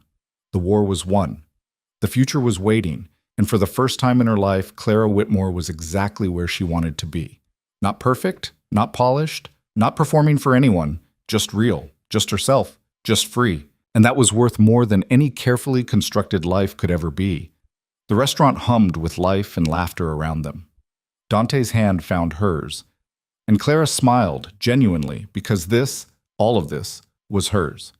Not because someone gave it to her, not because she played by the rules, but because she'd burned down the cage she'd been living in and built something better from the ashes. Sometimes the only way to find yourself is to lose everything you thought you were supposed to be. Sometimes the only way forward is through fire.